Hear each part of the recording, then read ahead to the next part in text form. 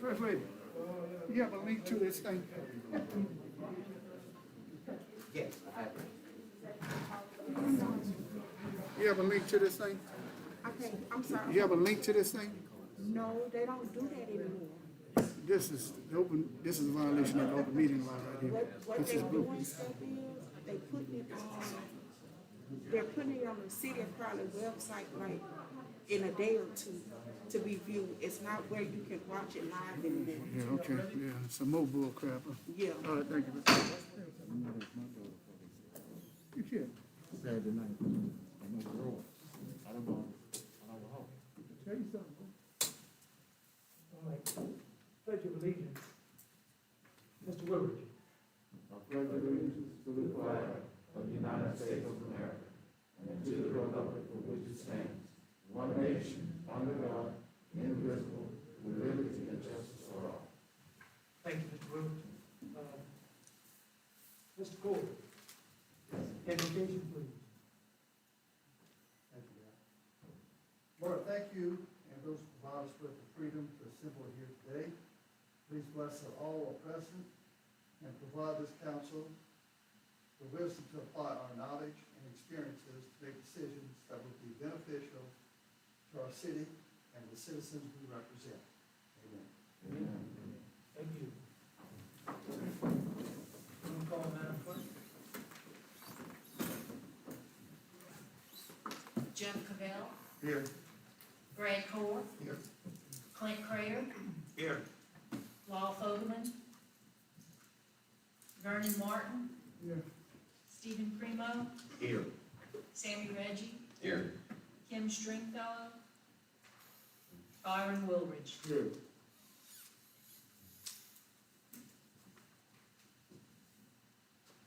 All right. Thank you, ma'am. All right, at this time, I'd like to close the meeting and open public hearing, please.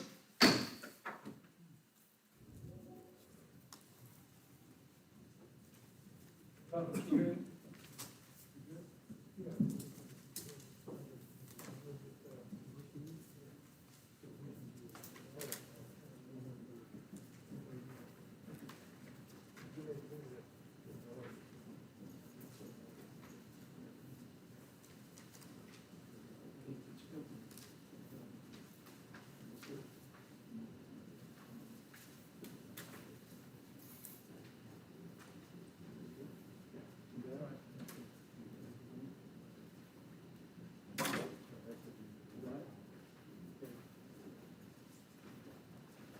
Yeah, that's good. I'm sorry, we're having a little trouble here. Apologize, I've got a bleeding hand here. Here, can everybody hear the mic on? Is that better? Yes, sir. This is a public hearing, consider proposed ordinance number 15 and 14, an ordinance to amend and reenact Article 3 of Chapter 13 of the Code of Ordinances of the City of Crowley, to add sections 13-30.1, provide authorization, regulations, the permitting of private persons to contract with the city of Crowley to provide construction services for the installation of covers within a drain, ditch, or canal within the public right of way, to repeal all ordinances, or parts of ordinances contrary thereto, repeal or in conflict therewith, to provide business here to be sellable, and to provide for all matters relative thereto. At this time, we'd like to call for the proponents. Anyone who can speak in favor of the ordinance, please come to the microphone and state your opposition, state your name and address. Because you have 2 minutes each. First call for the proponents. First call, anyone who come forward, please step forward this time. Second call for the proponents. Third and final call for the proponents. Anyone who wishes to speak in favor of the ordinance, please come forward. Hearing none, we'll move to the opponents. We use the same procedure. Please come forward and state your name and address. First call for the opponents. Second call for the opponents. The third and final call for the opponents. Anyone wish to speak against proposition? Hearing none, is there any member of the council wish to make a statement? Yes, please. I don't see anyone. Can't hear you. Is there anyone here, anyone member of the council wish to make a statement or, a question this time? Mr. Crater?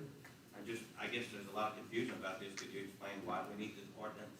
It's my opinion and that of Mr., the Assistant City Attorney, Mr. Woody Woodruff, who wrote the opinion at the time that, the adoption of a statute by the legislature applies in this case. If we want to continue doing what this city has been doing for many years, you need to have this ordinance in place to authorize a contract or an agreement with the citizens. This ordinance fulfills that proposition, that requirement, in that it gives you the procedure and authorizes the cooperative endeavor agreement with an ordinary citizen or a business, anyone wishing to improve the open bid by closing it, and can contract with the city for services to install that at a price, but they have to pay the price that the council will set in this one. Mr. Okay, are we, still under agreement, of the Abbeville ordinance? That's proposed, that is the ordinance which I drafted, the proposal based on the same sort of fee schedule that I built upon a linear purpose for the width of the property with, or the length of the ditch is going to be closed. So basically, looking at $1 a foot for certain pipe size, and Depends on pipe size, yes, it's staggered by pipe size. just wanna make sure that we're adopting the same one that we had talked about. Thank Yes, you. sir, that's correct. And that's what's proposed, but it depends on whether anybody offers an amendment or what, you know.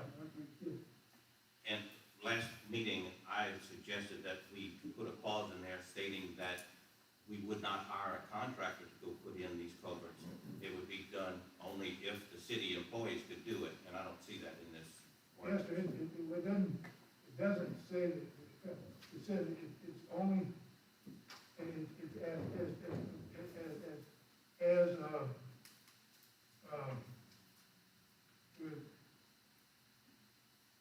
if you look at section C, I'm sorry, section D of section 1, subsection D of section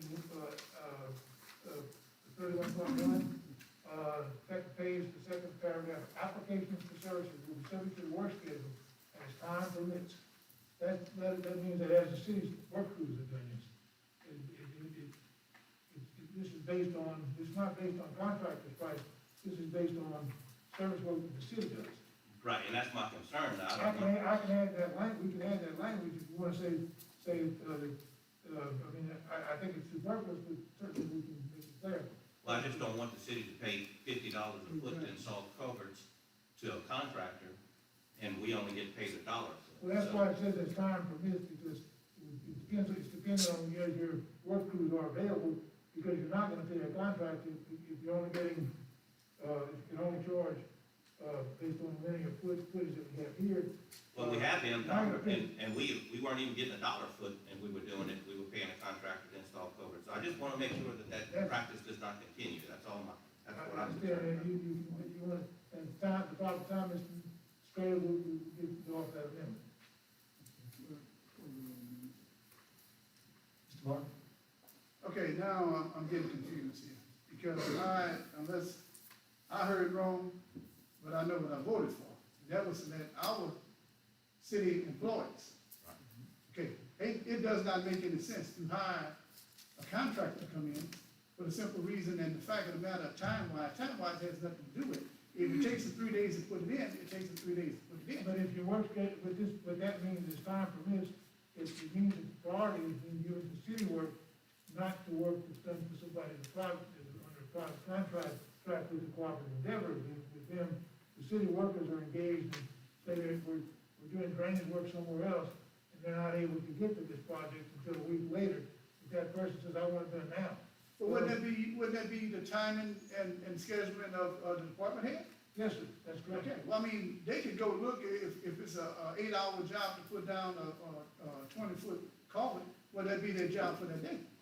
Well, not necessarily, if there's something else scheduled, time would not permit them to commit 8 hours to stop a city project. John, I understand what you're saying, but listen, it goes by scheduling.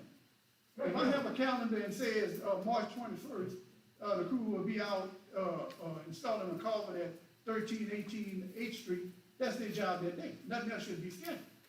Why would you do a dual schedule? I mean, unless I'm missing something. I'm not talking about doing a schedule, I'm talking about being subject to something already being scheduled. Someone couldn't apply for and get it the next day, I'm saying necessarily. I agree with that. So basically, I mean, when they come in, God forbid that we don't get 100 culverts we put in 1 week.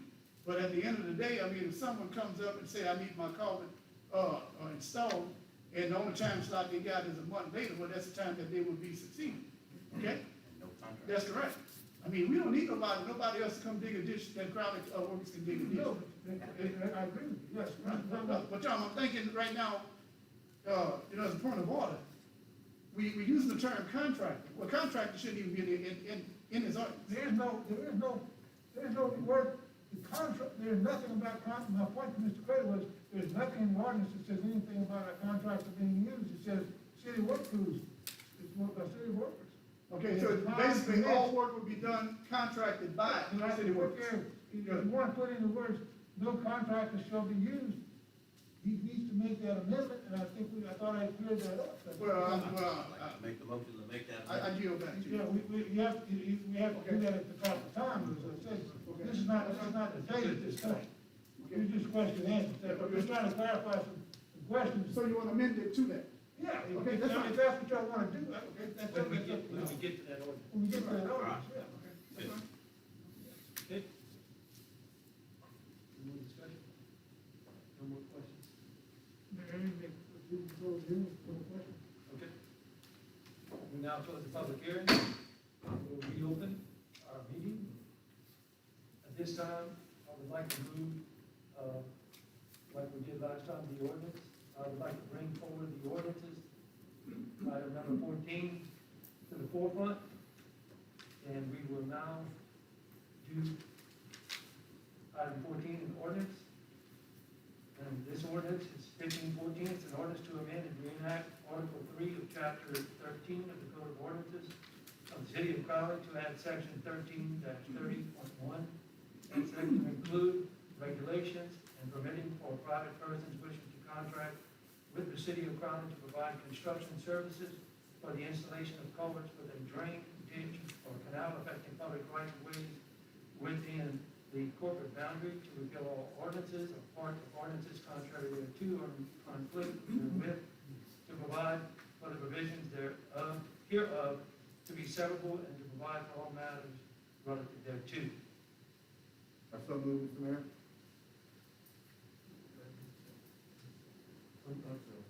Okay, offer. One second, please. Offer.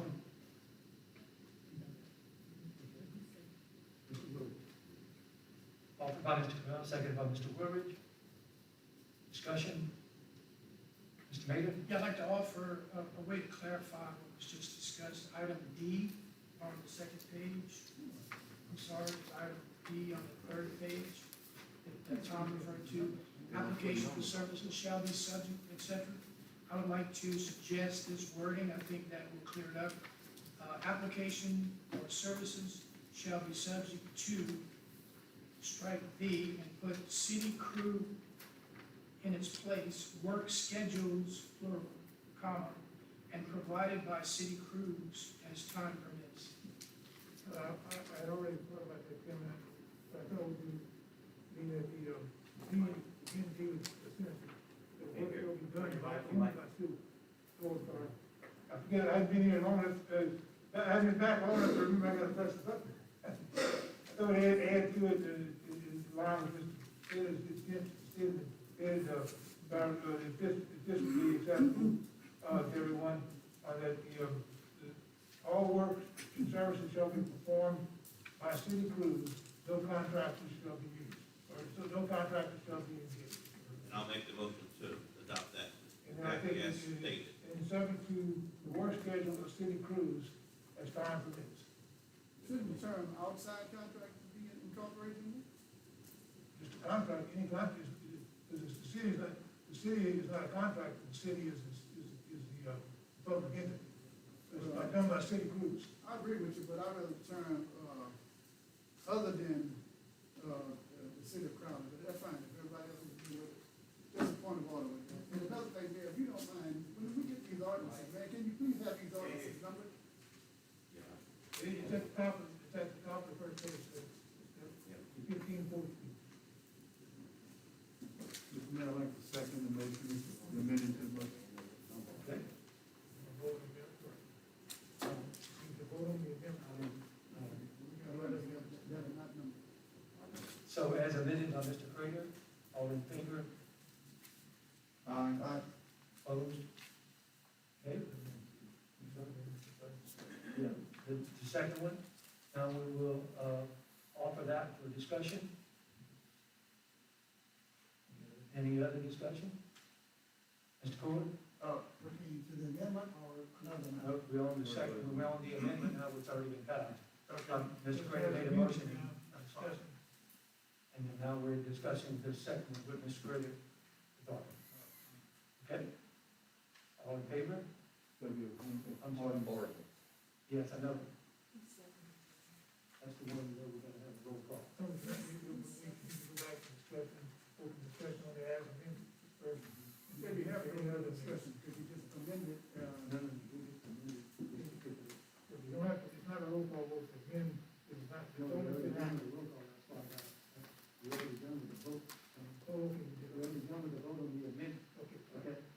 You don't go to the vote just yet, you have to go back to, open the floor, on the amended ordinance, now for discuss, as a split. That's what we did here. Is there any other amendments, any other discussion? amendments yet. We only amended this particular item. I'm not there, I moved up the ordinance. I moved up the ordinance to a particular item. Okay. Ordinance has been off. I know that, I moved it up, the great item was coming in, but it has moved. You understand, man? yeah, you got to, yeah, And that's this what time- Tom said, Tom is right. At No, this time, that's you right, have, and I did. at this time, you're correct about that. Now that it's been amended, you have to ask if there any other amendments. That's right. You have to add any other amendments to Okay, the this original. particular discussion, are there any other amendments? Or discussion. Yes, Mayor, one concern I have, and this relates to the legal opinion that Mr. Woodruff provided, was that the cost for this service cannot be less than the actual cost incurred by the city. And the dollar per linear foot of trying is below actual cost of that service that the city would be providing. And I had asked Mr. Mayor to provide us with an estimate of an actual hourly cost to provide installation for these culverts and convert that to a linear foot. And, this later came up with $10 per linear foot. For installation, for instance, a 12-foot culvert would cost, $120 to install versus $12. And I don't think you could even drive to the site with 3 crew members for $12, and do any work. So, I wanna make sure that this ordinance covers the actual cost incurred by the city, which shall be reimbursed by the property owner to do this particular service. Thank you, Henry. Mr. Martin? Okay, Brad, basically what you're asking for right there, you're asking for the property owner to basically, if it's, this is on the reserve statute, okay, the ordinance that Abigail has, okay?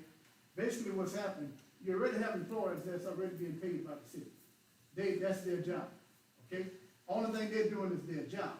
Now, if we were, current in kind, where, let's say we're building a subdivision, and our crew go and do the work, then you can incorporate how much they would be paid hourly, or how much it would cost on a normal basis, correct me if I'm wrong. And then you can use that as income, okay? But other than that, you cannot charge the citizen any more than the ordinance that you adopt, because your employees are already working, okay? They're already on the job, okay? The citizens paid for the machinery that they have, they paid for every hour that they work. But I understand what you're saying, but at the end of the day, we cannot bill someone against the ordinance. It says right here that we're gonna charge $1 per, foot. That's what you're trying to change. Yeah?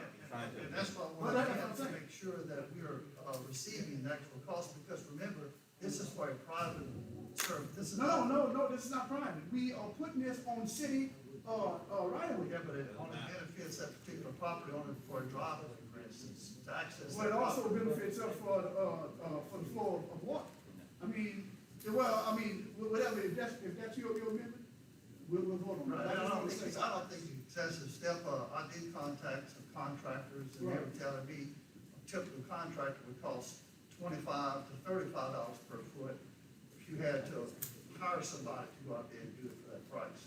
But I Just said, paying their workers. right, well, that'd be equipment and everything, and I asked Right. Mr. Mayor just to back all that out, knowing that we have equipment that's operating, I see what like you're you saying. mentioned, and to give a fair price just for the labor that the city would incur. But think of it this way, if I may.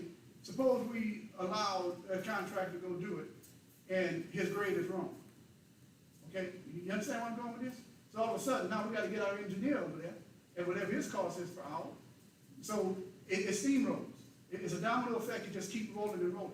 If you put a period on what we want to charge, what that does, that gives the citizens a chance to, because like I said, I don't think everybody gonna put culverts in their ditches, because we got a lot of covered ditches as it is. I understand about the fair market price, but remember, citizens are already paying taxes, all right? And when you're paying taxes, just like the graveyard and everything else that they pay taxes for, they're supposed to have a smooth riding road, because they're paying taxes for it. Okay, the grass should be cut, because they're paying taxes for it. So I would say this right here, with all due respect, and you are elected just like me, but I'm under the impression is, before we wouldn't get a dime for it, all right? But we was helping them out.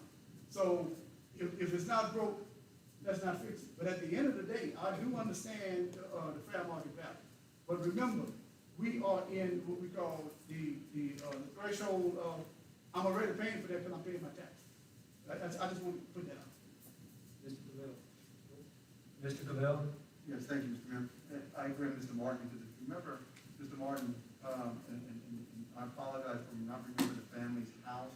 It was recognized as a historical site by the state, and we wanted to honor that house by putting a plaque there. And it was initially stated that we couldn't because it was what? A private property. And we'll be utilizing public funds to put a private, on that private property, and so therefore what happened? I made the statement.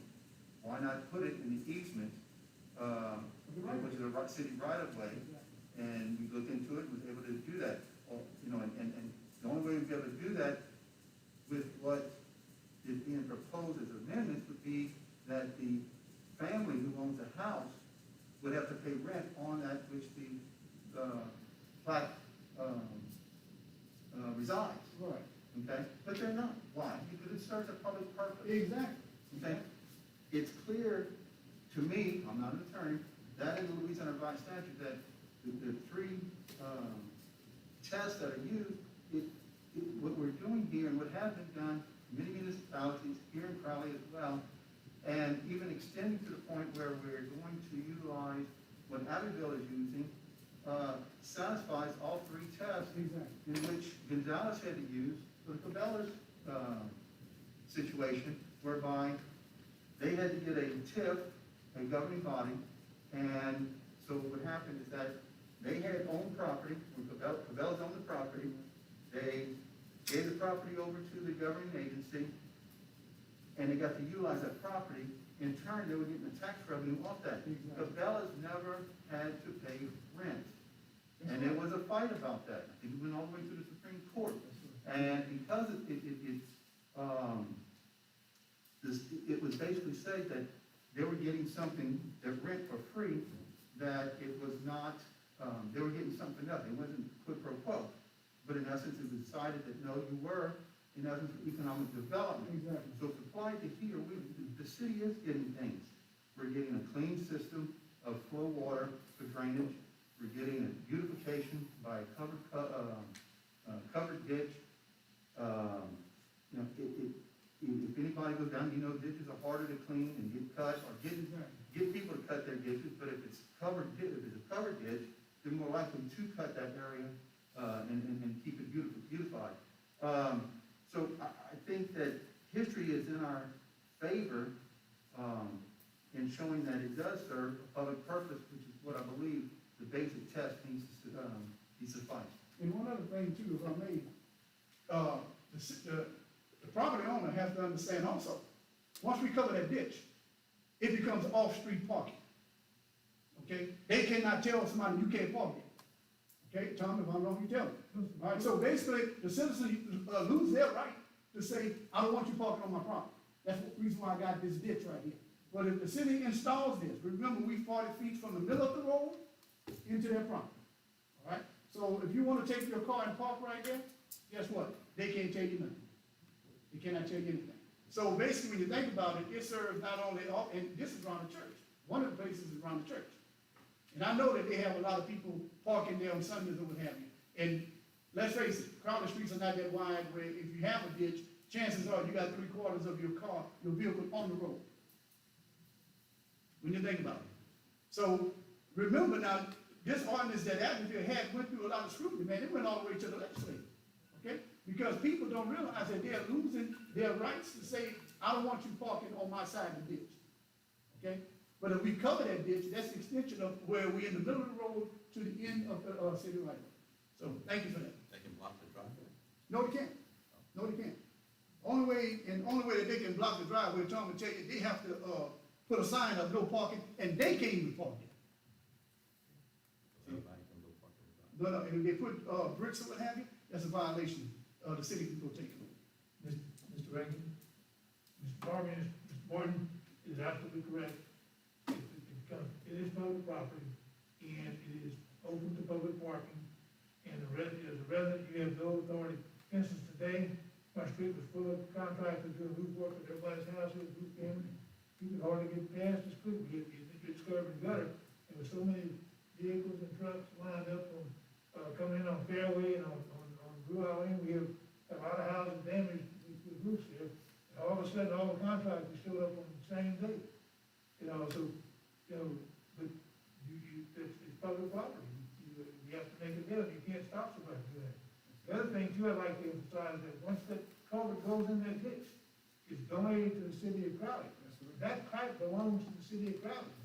If the city decides to change their pipe later to a bigger size or different style of pipe or whatever, the city can remove that pipe, move it to somewhere else, and utilize it as another location, because the resident donated that to the city of Crowley to cover his ditch. If his ditch is again, if his or her ditch is removed, the pipe is removed, the city has an obligation to maintain that covered ditch. We have to replace it. But whenever the pipe that's out of that ditch can be used elsewhere because it was city property once it once it hit the ground and got buried in public property, it belongs to the public. Mr. Martin is absolutely correct in all points. If you think about it, look at it like this, when you move into a house, and it's someone's property, and you decide, I'm gonna paint the walls and put new cabinets and everything else, when you leave, that stays there. You can't take it with you. So it works the same way. Thank you, John, for that.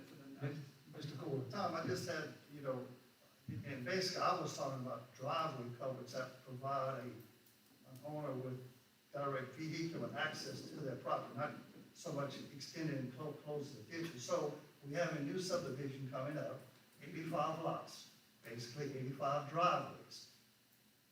Are we gonna ask the taxpayer of the city of Crowley to go out and put these culverts in for the driveways at $1 a foot that will benefit only those homeowners? That's my question. Or should we be charging a rate commensurate with the labor that the city will expend to have our workers go out there and do it? I just want to make sure that we don't set a precedent here and burden taxpayers with the cost to provide something for a private individual. You're only talking about culvert. And we're only talking about culvert here, covering culvert, installing culvert, we're not talking about driveways. There is a driveway. Wait, what's the difference? There is a culvert to put a driveway across the ditch. Right, but you're correct, that may be an issue because, it doesn't limit it to be any owner of corporation that has to just be correct. So any property owner, it applies to all property owners. So if they've got 53 lots, yeah, you could be faced with a request to perform more than 53 lots. I just want to make certain That is a possibility, although I don't think that the city would have time, as a practical matter, the city crew is to commit to do 53 lots to a contractor. As Mr. Martin says, it's gonna be on a schedule. The city's work is a priority. That's made clear in the amendment, it's subject to the work schedule, the city's work schedule is a priority over the private person's request. So, I don't think a contractor, it doesn't make sense for a contractor to ask for a major job to be done, and he's not gonna wanna wait to get that work done in terms of. Sure, but if time. it's individual property owners, again, it's $1 a foot that you're proposing, that the ordinance proposes, and I'm saying that should be at a rate commensurate with the labor of the city, whether it's a contractor or individual property owners who buy lots themselves. Well, I think you can look at the considerations, it's the question of whether or not the city is getting something of value is there, and we're recovering a reasonable amount. And I think that's a determination that this council has to make. If you think that it's unreasonable, I understand you want to offer an amendment to that effect, then the council have to vote on this amendment. And, decide whether or not they want to increase the price from what we proposed here, for the Mayor and I and Tim got together and tried to work these things out and take a look at where we can get some guidance, those the cities, what they had done. And that's why Similar situations. and that's why I asked Mr. Bailey to come up with that. He gave a I think he might- so we can get it, let's speak. Mr. Mayor. Yeah, the question's good, the example may not really fit because that 85 lot subdivision is a curb and gutter subdivision. But it's a good question, it could come up, you could have an open ditch subdivision anywhere. Second thing I want to say is, Mr. Core asked me to give him an estimate, and I gave him an estimate, but I'm not necessarily, in fact, I'm not suggesting, it's not my opinion, that you should increase the rates over what Abbeville charges, because Abbeville has set a reasonable precedent that apparently satisfies the legislature and the law. So I wouldn't suggest that you go up to that, but if you do want to cover labor, then that's what we think would be the minimum coverage of labor costs. If I may, I think, Mr. Martin? Brad, I think this is gonna answer your question. Usually when a subdivision is built, and we have an engineer right here, he'll tell you straight up, that's the first thing that's covered, because they got to get egress and ingress onto their property, okay? Now, yes, they can request that the city go out and say if there's 30-inch, 40-inch, usually, something like that, it's pretty big. Well, guess what? We'll get to you in a year. That's not a contractor being a developer in this business. First first thing we wanna do is get these subdivisions built. So if they go to the mayor's office and say, look, we need someone to lay down 800 feet of pipe, okay, we'll get to you when we can. When that is, might be next year, because guess what, we are filled right now. So that eliminates the problem right there, because if I'm buying a house out there, and you telling me you can't finish my house because what, you can't cover that ditch? It tells me right there, you're not the contractor that I need. But it works itself out. I understand what you're saying. But everybody got a right to request, but like the mayor and Tom and we all agree on, if the schedule is full, I mean, they might wanna say, we do culverts once a week. All right? If you got a list of 100 culverts going down, that's pretty much that whole year. You know, so I'm just trying to say, I understand what you're saying, it makes all the sense in the world. But remember, this went to scrutiny with the legislators, because there's a rule for local government. You cannot give anything for free. And that's my major concern, is that making sure that we're in compliance with the law and the legislative law. But the law does not tell us how much we can charge. No, we have our auditor, Right. we have the city's auditor here that maybe can shed some light later, just to make sure that we don't get a finding for doing No, something. the city has a Also- right. Yeah. Also, and Mr. Martin, I agree with you, but also in reference to what Mr. Mayor was saying, this particular subdivision that we're talking about is curb and gutter. And Mr. Mayor, correct me if I'm wrong, but there are many developers who develop subdivisions as curb and gutter, and they're all pre-installed drainage, which is also controlled by the engineer before it is even set out. And so that also covers the city of Crowley and making sure that it is done correctly. Just wanted to shed it. Yes, I understand that, Mayor, I'm just saying on installations, whether it be a 85 lot subdivision or one time. Thank you. Oh, I'm sorry, Mr. Craig. I may be able to shed some light on this because I just so happen to have the revised statute in front of me. And you can interpret it the way you want, and we all have to do that, but the governing authority may only provide materials or construction services pursuant to such an ordinance upon full reimbursement of the cost of the governing authority by the private property owner. That's exactly verbatim how it reads. Now, how you interpret it, it can be interpreted different ways, but that's what it says, full reimbursement of the cost of the governing authority by the private property owner. We can make If you haven't seen it. we can make our cost $1 per square foot. Okay? No, there's not nobody in this United States of America who's gonna come to Louisiana, Reserve statute and tell the city of Crowley, well, y'all got to charge this. We charge whatever we feel that our citizens can pay. And we've been doing it for free for the longest. Mr. Cabell?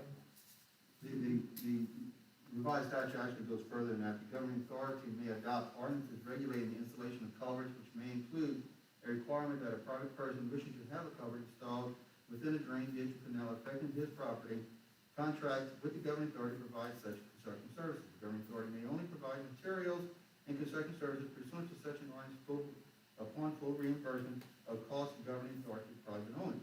Exactly. There's a quid pro quo, correct? So if the landowner is supplying the material, the quid of that is the city is supplying the labor. That's right. That is the equal part of it all. Just like I said with the sign, we place the sign in marking a landmark, we're not expecting the landowner to pay rent to the city because we use city fund for it. You know? Mr. Primo? Do we know how long Abbeville's been doing this? Oh, they've been doing it. Because if so, then it must be legal. It's an ordinance. Right. It is legal. Yeah. Now, when did we do the houses in Abbeville? What was that, 2006? We built, I have that there. right, 60 houses in Abbeville. We got incorporated into the city. It was outside the city. Matter of fact, Tim, did you work on it? No, that was, Okay. Basically, what's happening is this. It's very simple when you think of, like what Jeff just said, there's something, there's always something for something, okay? We don't want anybody going out there and putting down culverts. Because guess what? I'm sorry. We don't want anybody putting culverts, because guess what? If that culvert gets sealed and all of a sudden it stops flowing, then you got backup, you got people that's gonna sue the city, because guess what? Who put that culvert down? Oh, well, the city didn't do it. Well, isn't that city property? Isn't that the right way? See, basically, you got to use the term, what's good for the gander is good for the goose.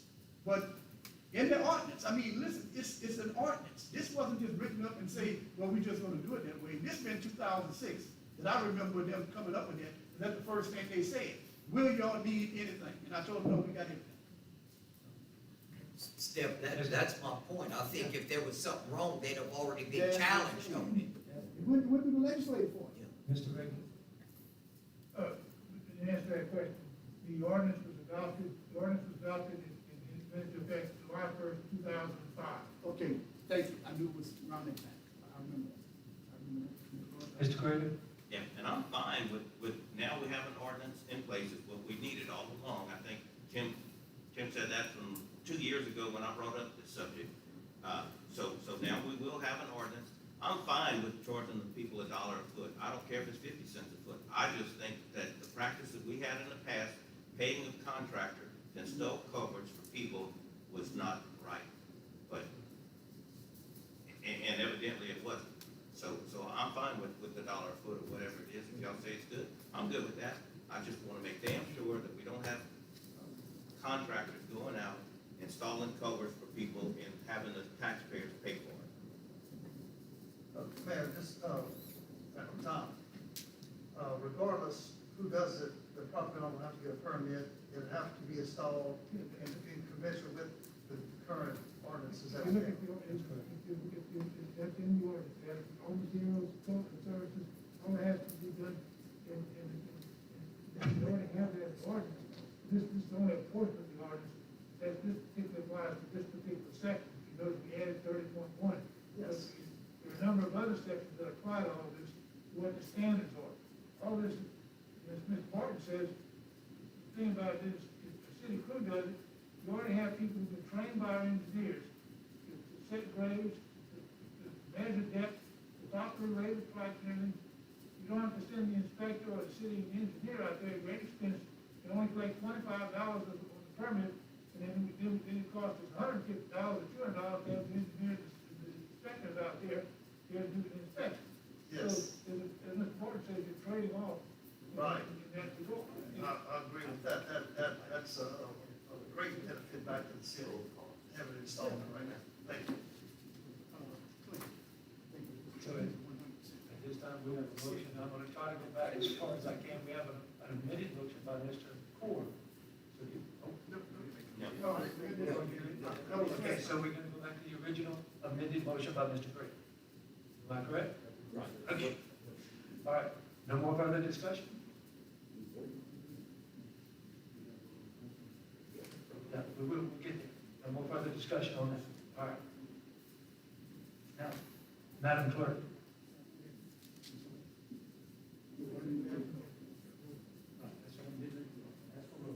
It has been amended. Madam Clerk, roll call, please. Jeff Cadell, Yes. Brad Core, Yes. Clint Craig, Yes. Lyle Fogelman, Vernon Martin, Yes. Stephen Primo, Yes. Sammy Reggie, Yes. Kim Stringfellow, Byron Woolridge, Yes.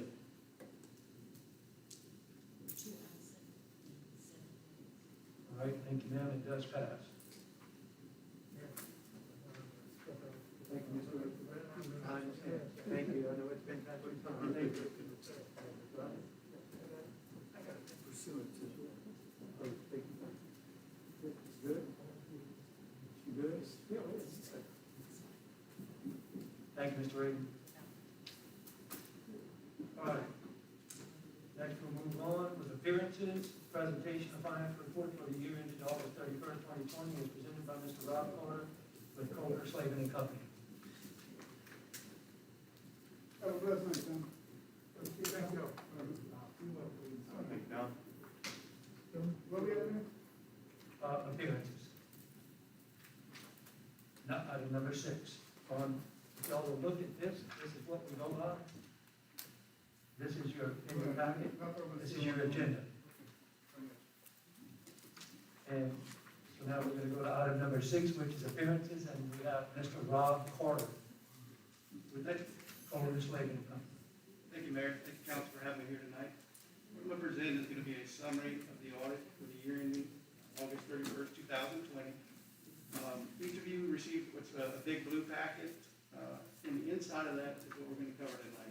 Small white handout. I've gone over the big packet in detail with the mayor, Mr. Bell, and the city CPA, and Aaron and Sarah also. So I'm going to go over high-level information tonight. I know you guys haven't seen this, so if you should have any questions, please contact me. I'll be happy to go over in more detail with any of you at any time. Just let me know. If you open up to the very first page, it says Summary of Audit Information. What we're going to look at is the main reports that you guys need to be aware of in this audit packet. We reference the page numbers where you can find these reports, and we'll also talk about some summary financial information after that. The most important report in this packet is found on page 1 through 3. That's our independent auditor's report. To highlight some of the aspects of that report, the bullet points there: management is responsible for the preparation and presentation of these financial statements. As auditors, our responsibility is to express an opinion on your audited financial statements. We did express an opinion. You guys received what's called an unmodified opinion. Unmodified is the highest level or best opinion you can get on your audited financial statements. So the reader of your financial statement will feel comfortable that when they pick up these financial statements, they can compare them to another city of any size, and they'll find relevant data in accordance with generally accepted accounting principles. So that is a good audit report that you guys receive. The second report you guys should be aware of is found on page 111 through 112. And that's our independent auditor's report on internal control and compliance. We consider the city's internal controls to determine the extent of our audit testing, and our consideration is not designed to express an opinion on our internal controls. Each entity could have a different set of controls that work better for them, so there is no standard set of internal controls. And due to the limited extent of our internal control procedures, deficiencies in internal control, including fraud and abuse, may exist and not be detected by us. The findings that we did note were noted on page 113 through 118. They're listed below. I'm going to summarize those for you. The first one is 2020-001, Financial Records and Reconciliation title. This year, the bank reconciliations weren't quite accurately reconciled. We had to issue an internal control finding that relates to the bank reconciliations. 2020-002, Sewer Fund Operations. The sewer fund user fees were not increased sufficient to cover all operating costs of the sewer fund, so we had to issue a finding, internal control finding as it relates to that. 2020-003, unauthorized execution of equipment contract. There was an equipment contract for some body vest, I believe, that was actually authorized by the chief of police and not the council or the mayor. So we did have to issue a finding as it relates to that this year. 2020-004, budget noncompliance. There was a 5% budget variance in expenditures this year in the sales tax infrastructure fund, and the budget itself was also adopted late this year. So that is a budget noncompliance finding. In 2020-005 is debt covenant noncompliance. Basically, your debt covenant also says that you're required to increase your sewer user fees to a point to cover all operating costs. So we did have to issue that finding this year as a budget, debt noncompliance. Is there any questions on those particular findings? Mr. Rob, if you don't mind, may I interrupt you just for a second? Our CPA, Mr. Charlie Asher, could not be with us today, so he's under the weather, so please say a little prayer for him. If there's no question on those findings, I'm going to ask you to flip 2 pages, and that's a summary of financial information. You won't find this information anywhere in your audit packet. What we do is we like to take all the funds of the city and put them into one set of financial statements, so you can kind of get a picture of how the city's doing as a whole. It should be in the small white packet, a couple pages back. You'll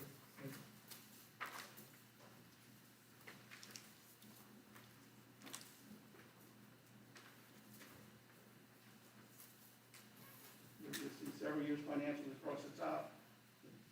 Columns on the far left for budget, actual, and variance for 2020. If you look at the actual column for 2020,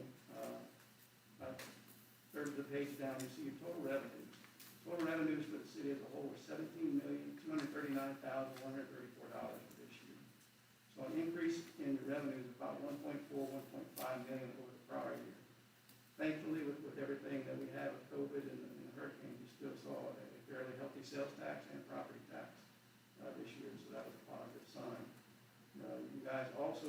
see an increase in your stop loss insurance reimbursements, and we'll talk about that a little bit more, but that's the two main reasons for your increase in your revenue this year. Your expenditures, continuing down the page, almost the middle of the page, total expenditures for the city are $17,601,115.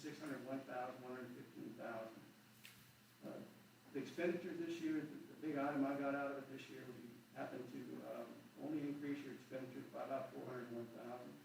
And we did have some pretty substantial expenditures in different departments, and we'll talk about that. But if you look at your general fund itself, you were able to decrease your expenses in just about every category. So that's a positive sign there also. You did have some additional capital outlay, which is the road project pretty much this year. And we'll talk about the self-insurance fund here in a second. But overall, next line down there, that 17 million, the city as a whole had a loss of $361,981. So you did have a loss this year, but if you look back to last year, it's an improvement of almost $1,060,000 over the prior year. Last year, you had a $1.4 million loss for the city as a whole. Continuing down the page, that same column, you have a few other revenues and expenses. Most of that's ad valorem tax. That's another $441,000 in revenues.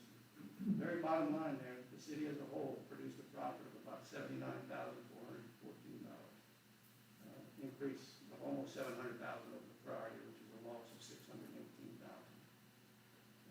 So that's another positive sign as far as the city as a whole. Is there any questions on that particular set of financials? If there's none, we're going to flip to the next page. We've been doing this the last couple of years. We're going to pull out the business type or the sewer fund and your other proprietary fund. This is located in the audit report. Just to give you guys a look at what the sewer fund did this year and your internal service fund. I want to touch on that also. But the very first column there is your business type utility fund. That's your sewer fund. Your sewer fund this year had $1,697,730 in revenues this year, charges for services. That's an increase over the prior year of almost $200,000, which is also a very good sign. The bigger item that I got off this set of financial statements is if you go all the way down to the middle of the page there, you can see your operating expenditures are $2,127,023. That's an improvement of almost $300,000 in reduction in expenses. Not only did you increase your revenues in this fund like the prior year, you also decreased your expenses. So we had a loss, still had an operating loss this year, $429,262. If you compare that to the prior year, it was almost $1 million loss, $918,000. So you have shown some improvement in this one. With your other revenues, again, which made up mostly property tax revenues, were $222,464. And your loss before transfers is $206,798. So this one has showed some improvement. It is still not covering its operating costs, but it is improving. The other financial on this page I want you to be aware of is the internal service fund. This is basically your self-insurance funds. And the only reason I'm pointing that out this year is if you look almost 3/4 down the page, your operating loss in your internal service funds or self-insurance funds this year was $672,000 loss. Last year was a $475,000 loss. If you look at your net position, very last line on the bottom, you basically have only about $49,000 left in that position in that particular fund. That's getting fairly low, so the recommendation was that at this time, probably start looking at your insurance at this fund, because if it has a negative fund balance, the only place that money can come from is your general fund. So the general fund will have to start funding this fund if we should run into the deficit. Any questions on that? Rob, if we go back to the utility fund, I just want to make it a point, I don't want the discussion that there was what, about $300 savings or less in expenses last year than the previous year, correct? But that was explained because of mainly personnel that was not even replaced, that needs it, being replaced now. So it's kind of, it gives a false impression as to really the true expenses that would have incurred had they kept full staff as they needed to be. Correct? I would say this year is hard to get any year in any entity.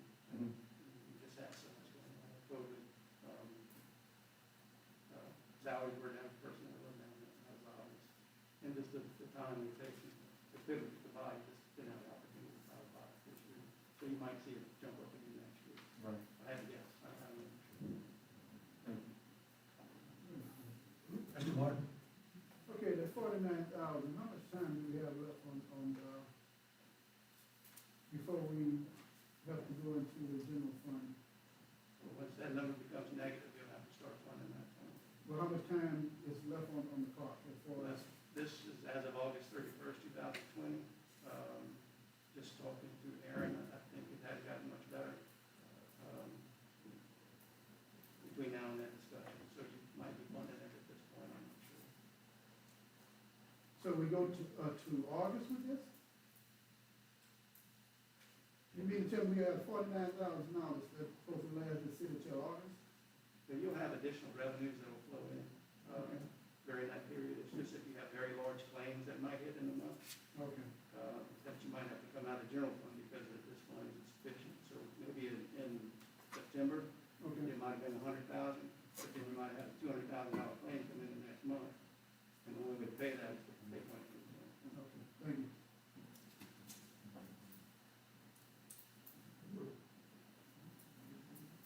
The last couple of pages are more just for a visual perspective of what we just talked about. We put some graphs in there. We always like to look at the general fund, and we like to measure fund balance. Fund balance is a good measurement of the health of a fund. In your case, we like to see at least 3 months fund balance available in any fund for expenditures. 3 to 6 months would be great. But if you look all the 2020, you can see the blue line is the 3 months expenditures, and the red line is your unassigned fund balance. If you look at that, you're very unfunded in your general fund. You don't even have barely 1 month of fund balance available.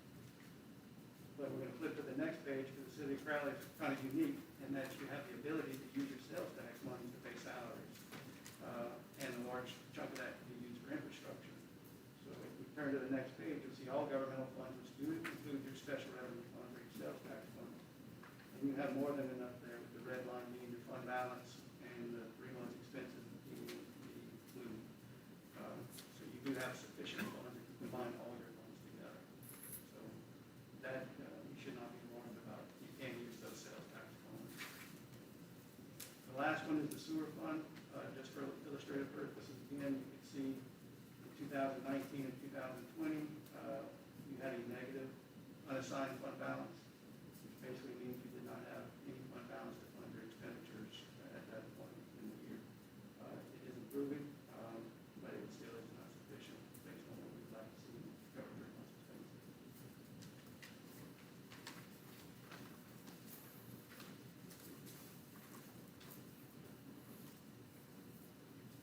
Is there any other questions? If you guys get a chance to look at it, and if you have any questions, please call me. I'd be happy to meet with you. Thank you, Mr. Rob.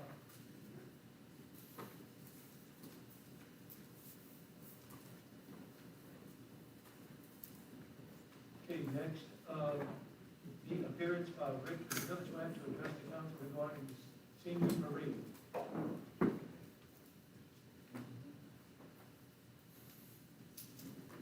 Thank you, Mr. Mayor. Thank you, council, for allowing me to speak.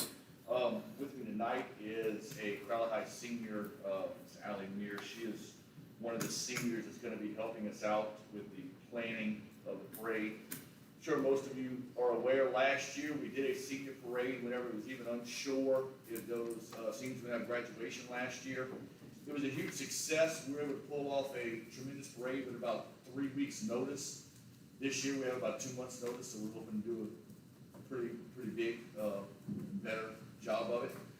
Last year, Crowley High was the only school that participated in the city. This year, Crowley High, Notre Dame, and Northside are all participating in the parade.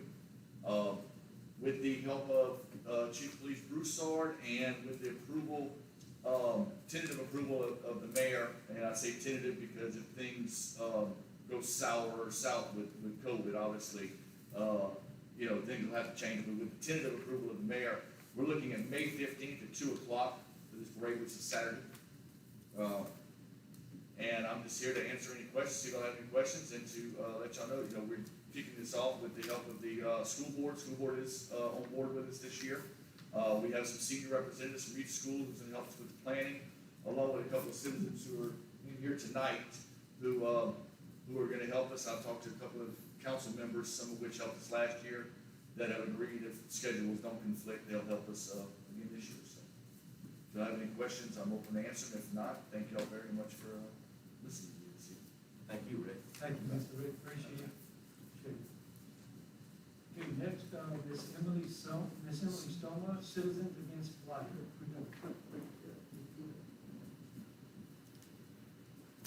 Good evening.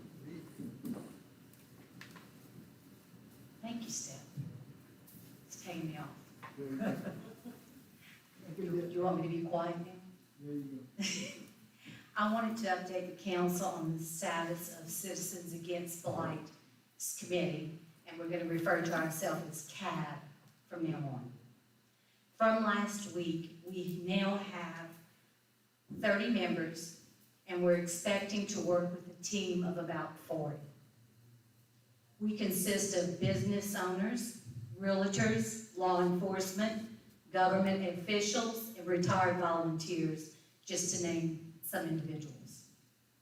We have identified approximately what appears to us, we're not qualified, but appears by our eyes, as of 1 week, 167 blighted houses, with about half of that in South Crowley so far, and all of South Crowley has not been covered. We have scheduled drivers that are going out east, west, and north each day. Katie Alamo has created an Excel program spreadsheet to identify, rate, and track all properties, and it will be kept up to date as we move forward. We have been told by many citizens, and we expect this to be true, that we will identify over 300 blighted homes. This is going to include burnt homes and blighted homes. The number of houses in code violations and litter violations, which is a very broad spectrum when you define litter, is being seen by the naked eye and expected to be an extremely large number as well. We're not sure how many homes or locations the city's code enforcement department is currently tracking as blight or as violations. But from the findings that the CAB members are locating as they are riding throughout the city right now, it's obvious and expected that we will go well over the 300 blighted properties and abandoned homes as was expected, but still extremely shocking. We're dividing our committee into subcommittees, and we're going to separate blight from litter and code violations. We're using the assessor's database to locate ownership. We're researching current ordinances, and we are investigating all legal other options. We are a citizens action group, and we're serious about going forward. We hope administration will give thought to Rich Hughes assisting in City Hall. I have a question for the mayor. Has anyone from your office been out to view the church Mrs. Bai spoke about on Western Avenue and 3rd Street? The location she passionately begged for assistance with. The one that has about a half-burnt house right behind it since Wednesday. The church on, we have discussed it, and we have been out there previously. And, if I'm not mistaken, I can look again, but there are some people that we have to notify. There are multiple owners, and by law, we have to notify every single one. Yeah, I understand the Yes, procedures. ma'am, and it is a process. Okay. We have. It is directly on the route to the Crowley Recreation Center, as you know. Yes, ma'am. Do you plan to take immediate action on that property And if so, will you please define to me immediate? Actually, action has been taken on that property, just like I said, is defined by law. We have to notify each and every one of them before we can move forward after that. So you're on that property now? We are not on the property at this moment, but we are sending notifications. So yeah, you've started action, Oh, that's yes, what I ma'am. asked you. Has been. That's what I asked, okay. We know there are legal paths to follow, but we also know there are more than one way to achieve change. Again, we hope to work with administration and to help clean up our city. It is obviously the city has been neglected for a very, very long time, and as I told you, you inherited a lot of it. But it is past time and help is needed. I don't think the city alone, without outside help, can achieve what we're facing. Where we are right now, the city's going nowhere fast at addressing if it is 300. And we believe it is close to 300. The blight leads and contributes to all that is what is wrong with Crowley. It starts with blight, and everything else is what's wrong. And everybody knows what I mean when I say that. Clint, I want you to know that we noticed a cited violation on your report. You and Sammy submitted from South Crowley, and we've handled it. It's been addressed. I'll get in touch with you and you can take it off your list. Okay? We're going to report back at your next committee meeting with updates of where we are, and we'll provide more information. And at that time, I hope that communication opens up, and I believe it will. Absolutely.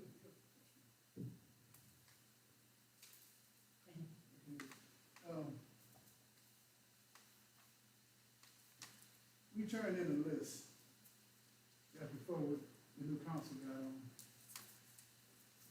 just in our district. And they had close to 40-something units. I had asked Tony many times, and Ms. Proctor was right, well, she's not here tonight, but that was her pet peeve. Stephen, you remember when we had that conversation? Nothing was ever done. So we asked the question, where's the list? That list should be there in the office.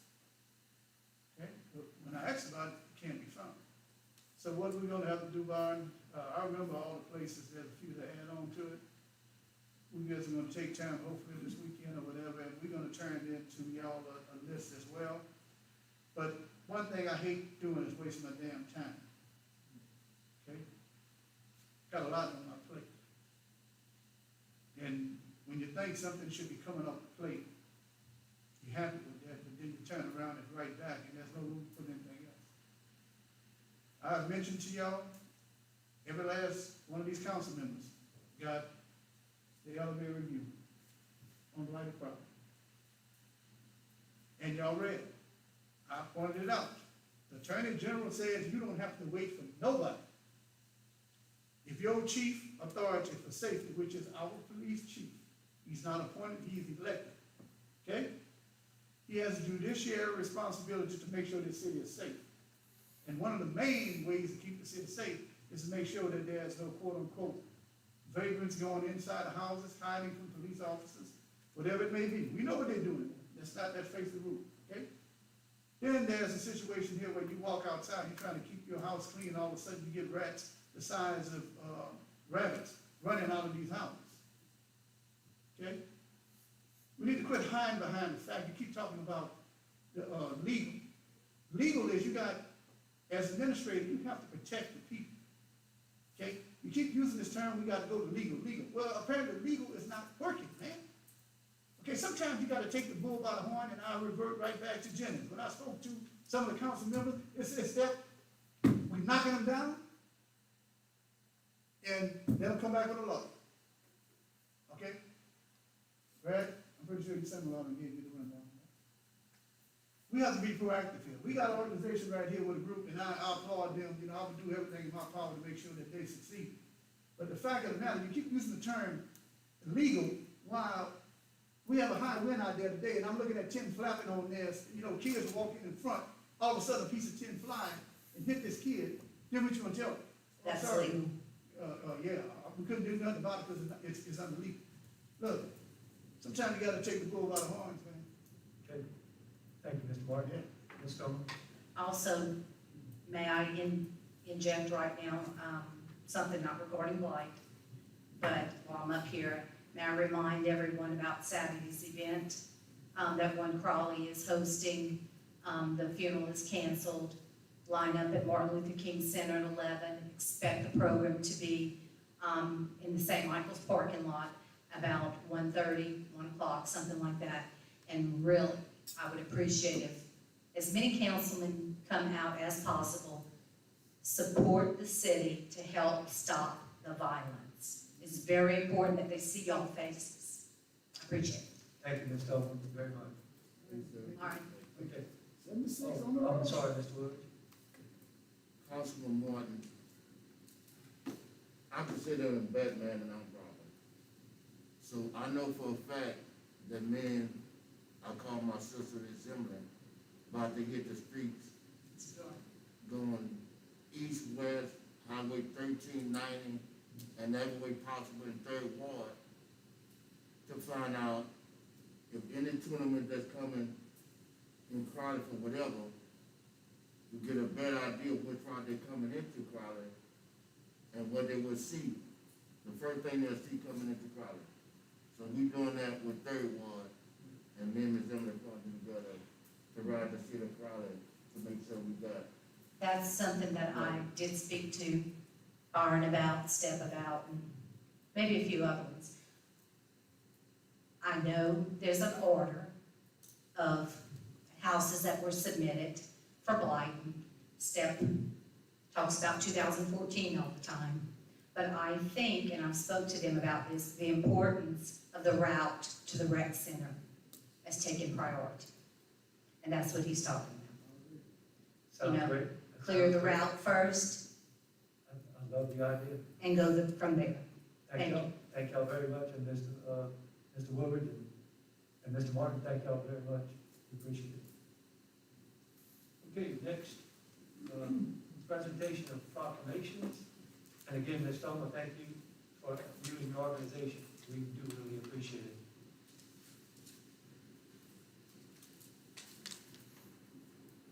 This is the first under the Fair Housing Month. And Mr. Martin, remember back in the day, you were in the housing industry. Yeah, it is, Okay, this is good. all right. Well, whereas the 53rd anniversary of the National Fair Housing Law, Title 8, Civil Rights Act of 1968 during the month of April is an occasion for all Americans, individually and collectively, to rededicate themselves to the principle of freedom from housing discrimination whenever it exists. And whereas this law guarantees each citizen the critical personal element of freely choosing a home. And whereas the Fair Housing Law has been passed by the state of Louisiana in implementation of the law requiring positive commitment, involvement, and support of each of our citizens. Whereas the Department and agencies of the state of Louisiana are to provide leadership in the effort to make fair housing not just an idea, but an ideal for all our citizens. Whereas barriers that diminish the rights and limit the options of any citizen to freely choose a home will ultimately diminish the right and the options of all. Now therefore, I, Tim Monson, Mayor of the City of Crowley, do hereby proclamation April 2021 as Fair Housing Month. Thank you, Mr. Martin, and we appreciate everything you do for our housing industry. Yes, sir. Another proclamation is the National Community Development Week. The Community Development Block Grant Program has operated since 1974 to provide local government with the resources required to primarily meet the needs of persons with low and moderate income persons. And the Community Development Block Grant Program is among the few remaining federal programs available to address the needs of low and moderate income persons in small cities.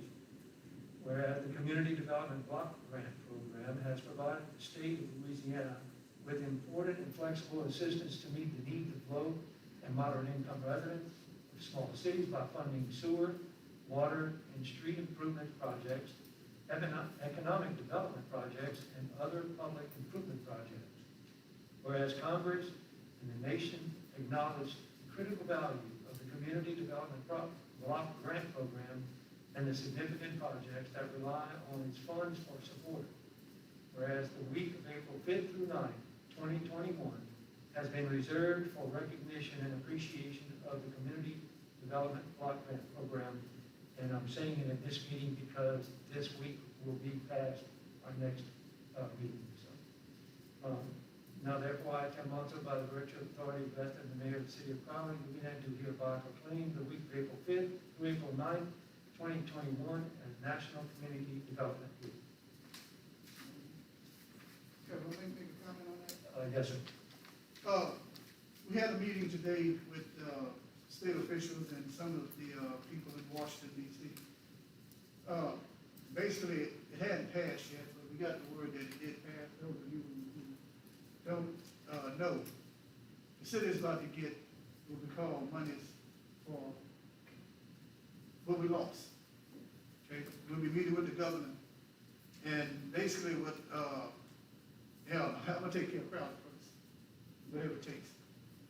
And Mr. Mayor, I hope and pray that the monies that this city gets, that it be utilized to give our employees raises.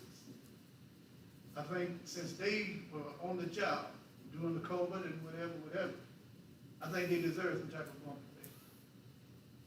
Yeah, I mean, let's face it, every person, every worker, whether it was in City Hall, at the wastewater, public works, wherever it might have been, they were being called when others were being hiding inside. Now, I use the term not being hiding inside, but you understand what I'm saying. I mean, they had the COA, okay? Now that the vaccine is here, things are getting, I guess, back to normal, but at the end of the day, these masses are what I transpire every day. So I'm hoping that, I don't know how much money the state of Louisiana are gonna get, but I can assure you it's gonna be a lot. We were the ones that, basically, well, we know we had to lay off, we know we lost, people who were working. So infrastructure and everything else that's there, I hope that the city use money in the right way. And first, all the business is taking care of our employees. Thank you. Thank you. All right, next item is agenda amendments. Public safety, there were two additional action items that don't appear on the agenda. If you look at the minutes of the public safety meeting, regarding, appropriation of funds from the police department's witness fee account to purchase a 2019 Dodge Charger. Yes, sir, it was moved to finance.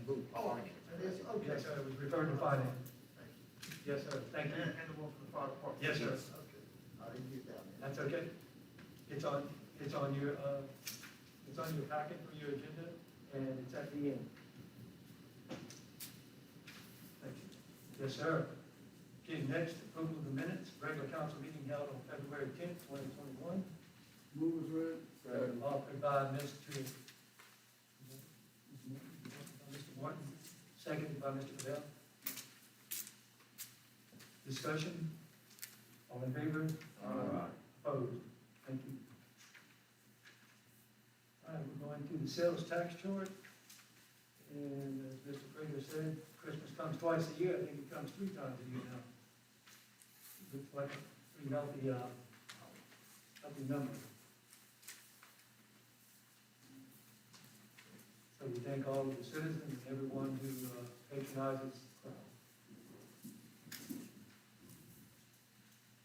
Okay, next. Next is our user fee chart, which we do have an increase.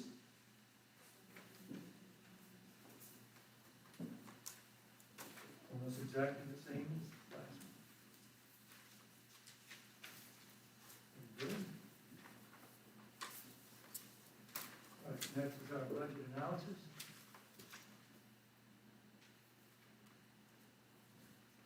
And you notice that there are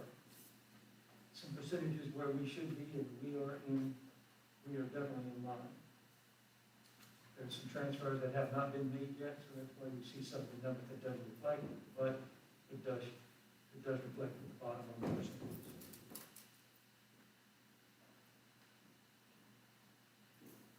Okay, next is our standing committee reports, Public Works, Mr. Craig. Thank you, Mayor. The Public Works Committee convened Wednesday, March 3rd, 2021 at 4 p.m. in the council chambers, and a quorum was present.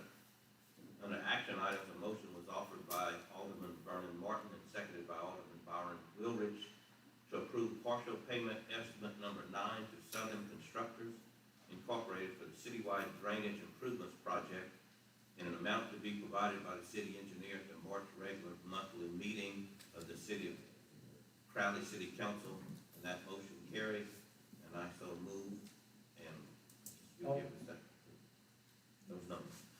Okay. Okay, offered by Mr. Craig, seconded by Mr. Reggie. Thank you. Discussion? Mr. Chairman, Mayor, the total value of completed work is $1,843,437.10.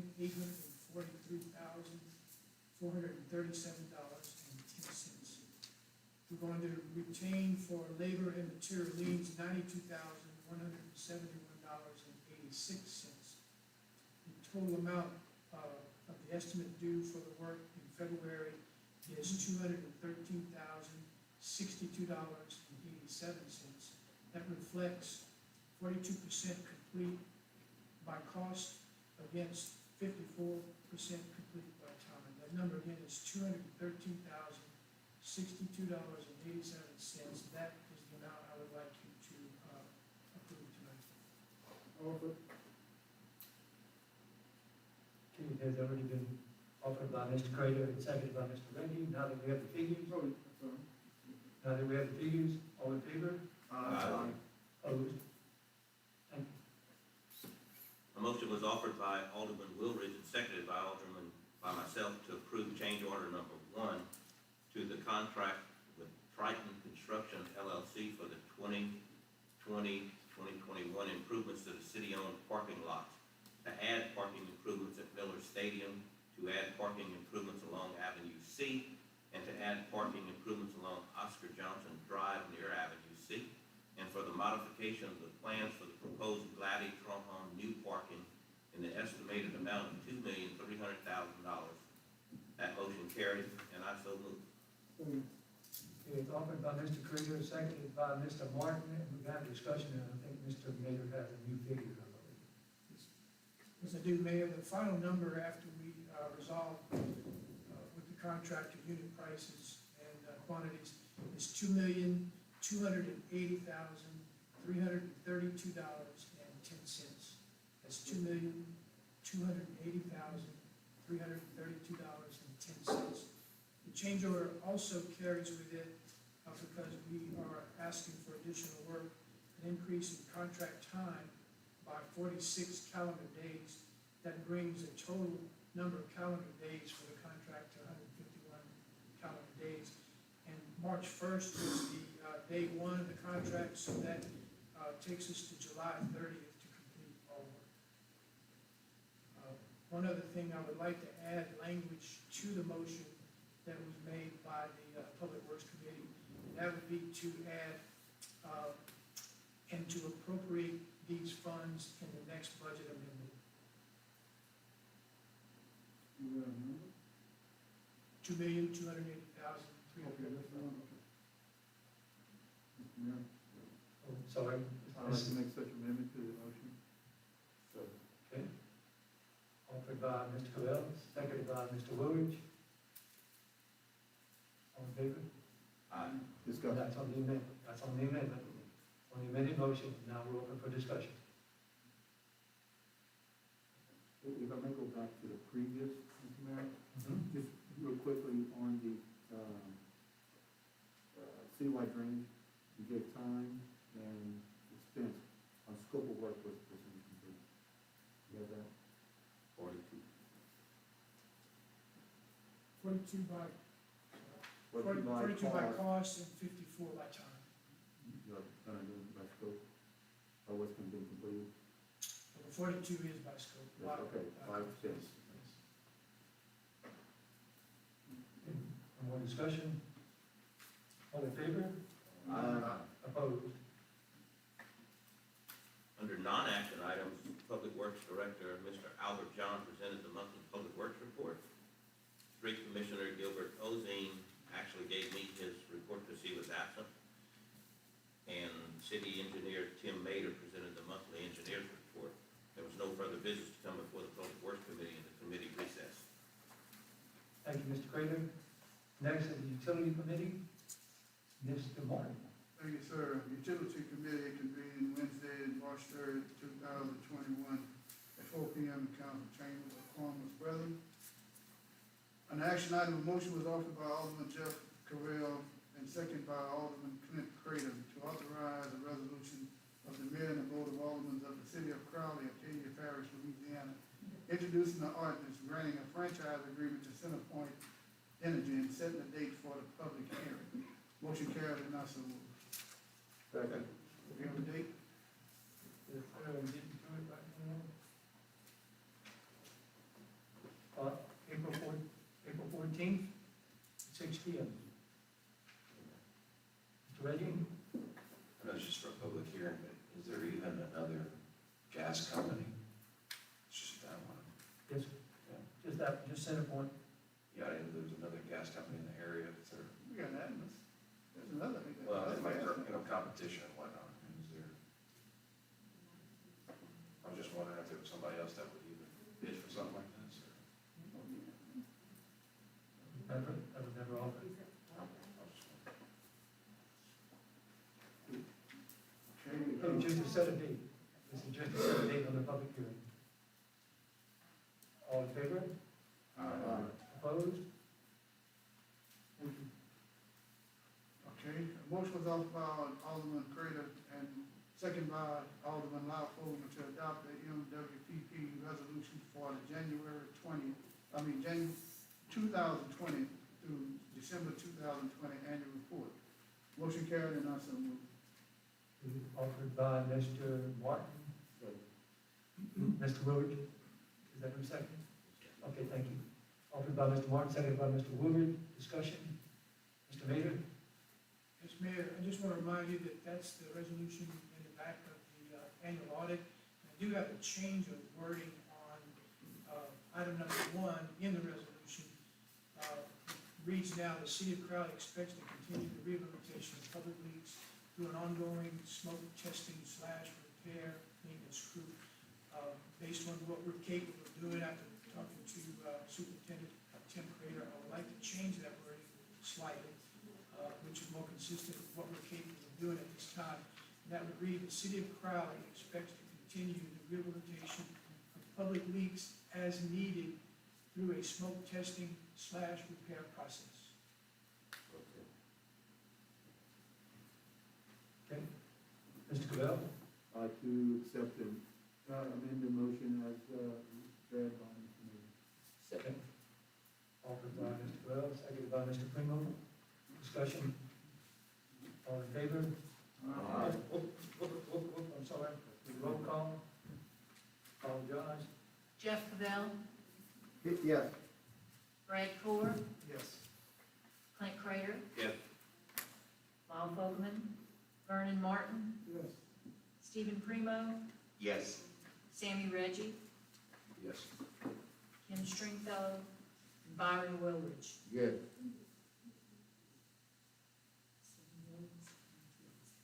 Thank you, ma'am. It does pass. Okay, on the non-action items, wastewater superintendent Tim Crater presented the monthly wastewater report. City engineer Tim Bader presented the monthly engineer's report. And before we, move on to no other business, I just want to let y'all know that, as of next week, my comrade, Mr. Willard, will be taking over the helms of the West Crowley Advisory Committee. He will be president.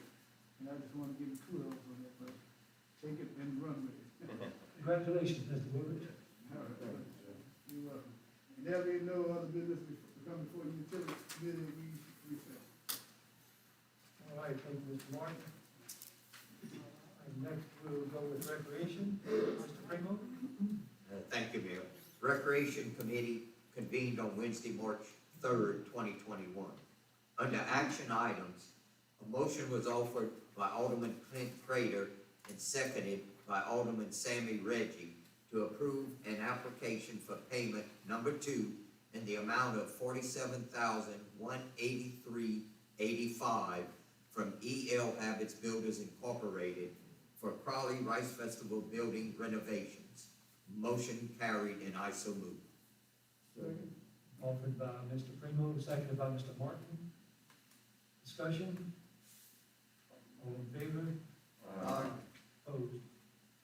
Under non-action items, Recreation Director Peter Kirsch presented the monthly Recreation Department report. Tim Bader, City Engineer, presented the monthly Engineers report. There was no further business to come before Recreation Committee, and the committee recessed. Thank you, sir. Okay, next is zoning and annexation. Mr. Bowman is not here. Mr. Martin? Yes, thank you, Chairman. The zoning and annexation committee convened Wednesday, March 3rd, 2021, at 4 p.m. in the council chambers. According to the president, there were no action items and no non-action items. And at the end, well, only non-action items, Tim Leader presented the Monday engineer report. And there is nothing else to come before the recess. Thank you. Thank you, Mr. Martin. Next, public safety, Mr. Cole. Thank you, Mayor.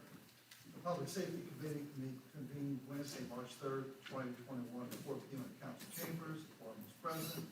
Action items, a motion was offered by myself and seconded by Alderman Kim Stringfellow to approve the following beer and liquor permits. American Patriot, care of Laurel Wilder, 322 East Southeastern Avenue, for a 2021 Class A retail beer permit and a 2021 Class A retail liquor permit. And secondly, the Canteen, care of Lee Richard, the address of 322 Southeastern Avenue, for a 2021 Class A retail beer permit. The motion carried, and I so move. Second. Offered by Mr. Kohler, seconded by Mr. Martin. Discussion? All in favor? Opposed? Thank you.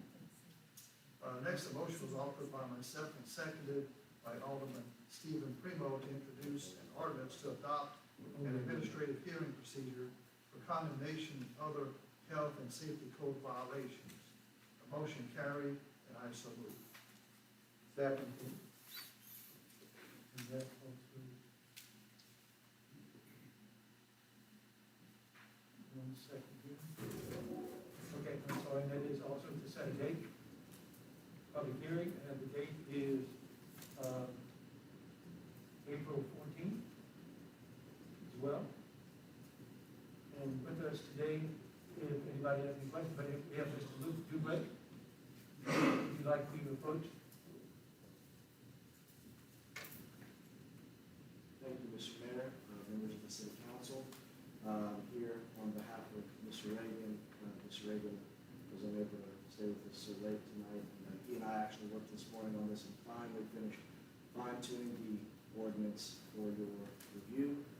I'm dressed up nice, not because I wanted to be here, but because I was at work, and when I came here, I realized that I was actually at a baptism, because this little project like development plan is my baby, and it's about to get dumped in the water. So this is kind of a baptism. The hearing court, I've said it about 100 times, so I won't re-explain what it is.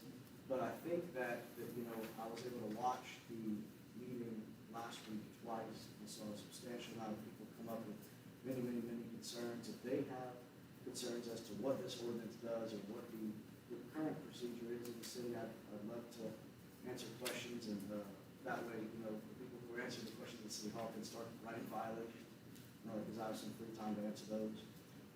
One thing that I think I wasn't able to address the first time last year whenever I brought this hearing court up was the idea of abating multiple violations at the same time.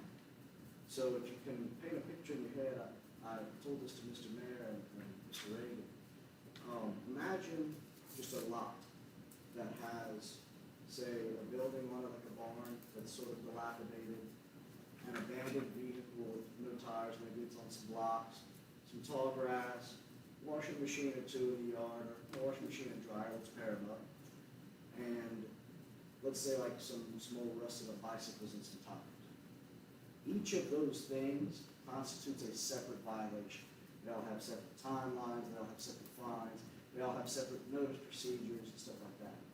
One of the great things about this administrative hearing court is you can go serve your notices all of that same property, and you can adjudicate all of those issues at once. It's not like 1 month we're gonna take away the car, 3 months later we're gonna take away the washing machine, and then 2 years later we're gonna condemn the house. You can abate multiple violations at the same time. And using this court procedure, you can identify, the quote-unquote worst spots. Let's say you have a square block with 4 houses on it. You can concentrate your efforts, and in a matter of about an hour in a hearing procedure, all of that can be fixed. Instead of going and grabbing a car here and maybe a building there. Another thing that Mr. Mayor was really excited about, and some of y'all, whenever I talked to y'all individually about, was the idea of a judgment instead of just a simple lien against property. Because a court is an administrative hearing, a hearing officer is allowed to render a judgment against the owner of the property, not just a lien, filing a lien with the Office of Mortgages against the property.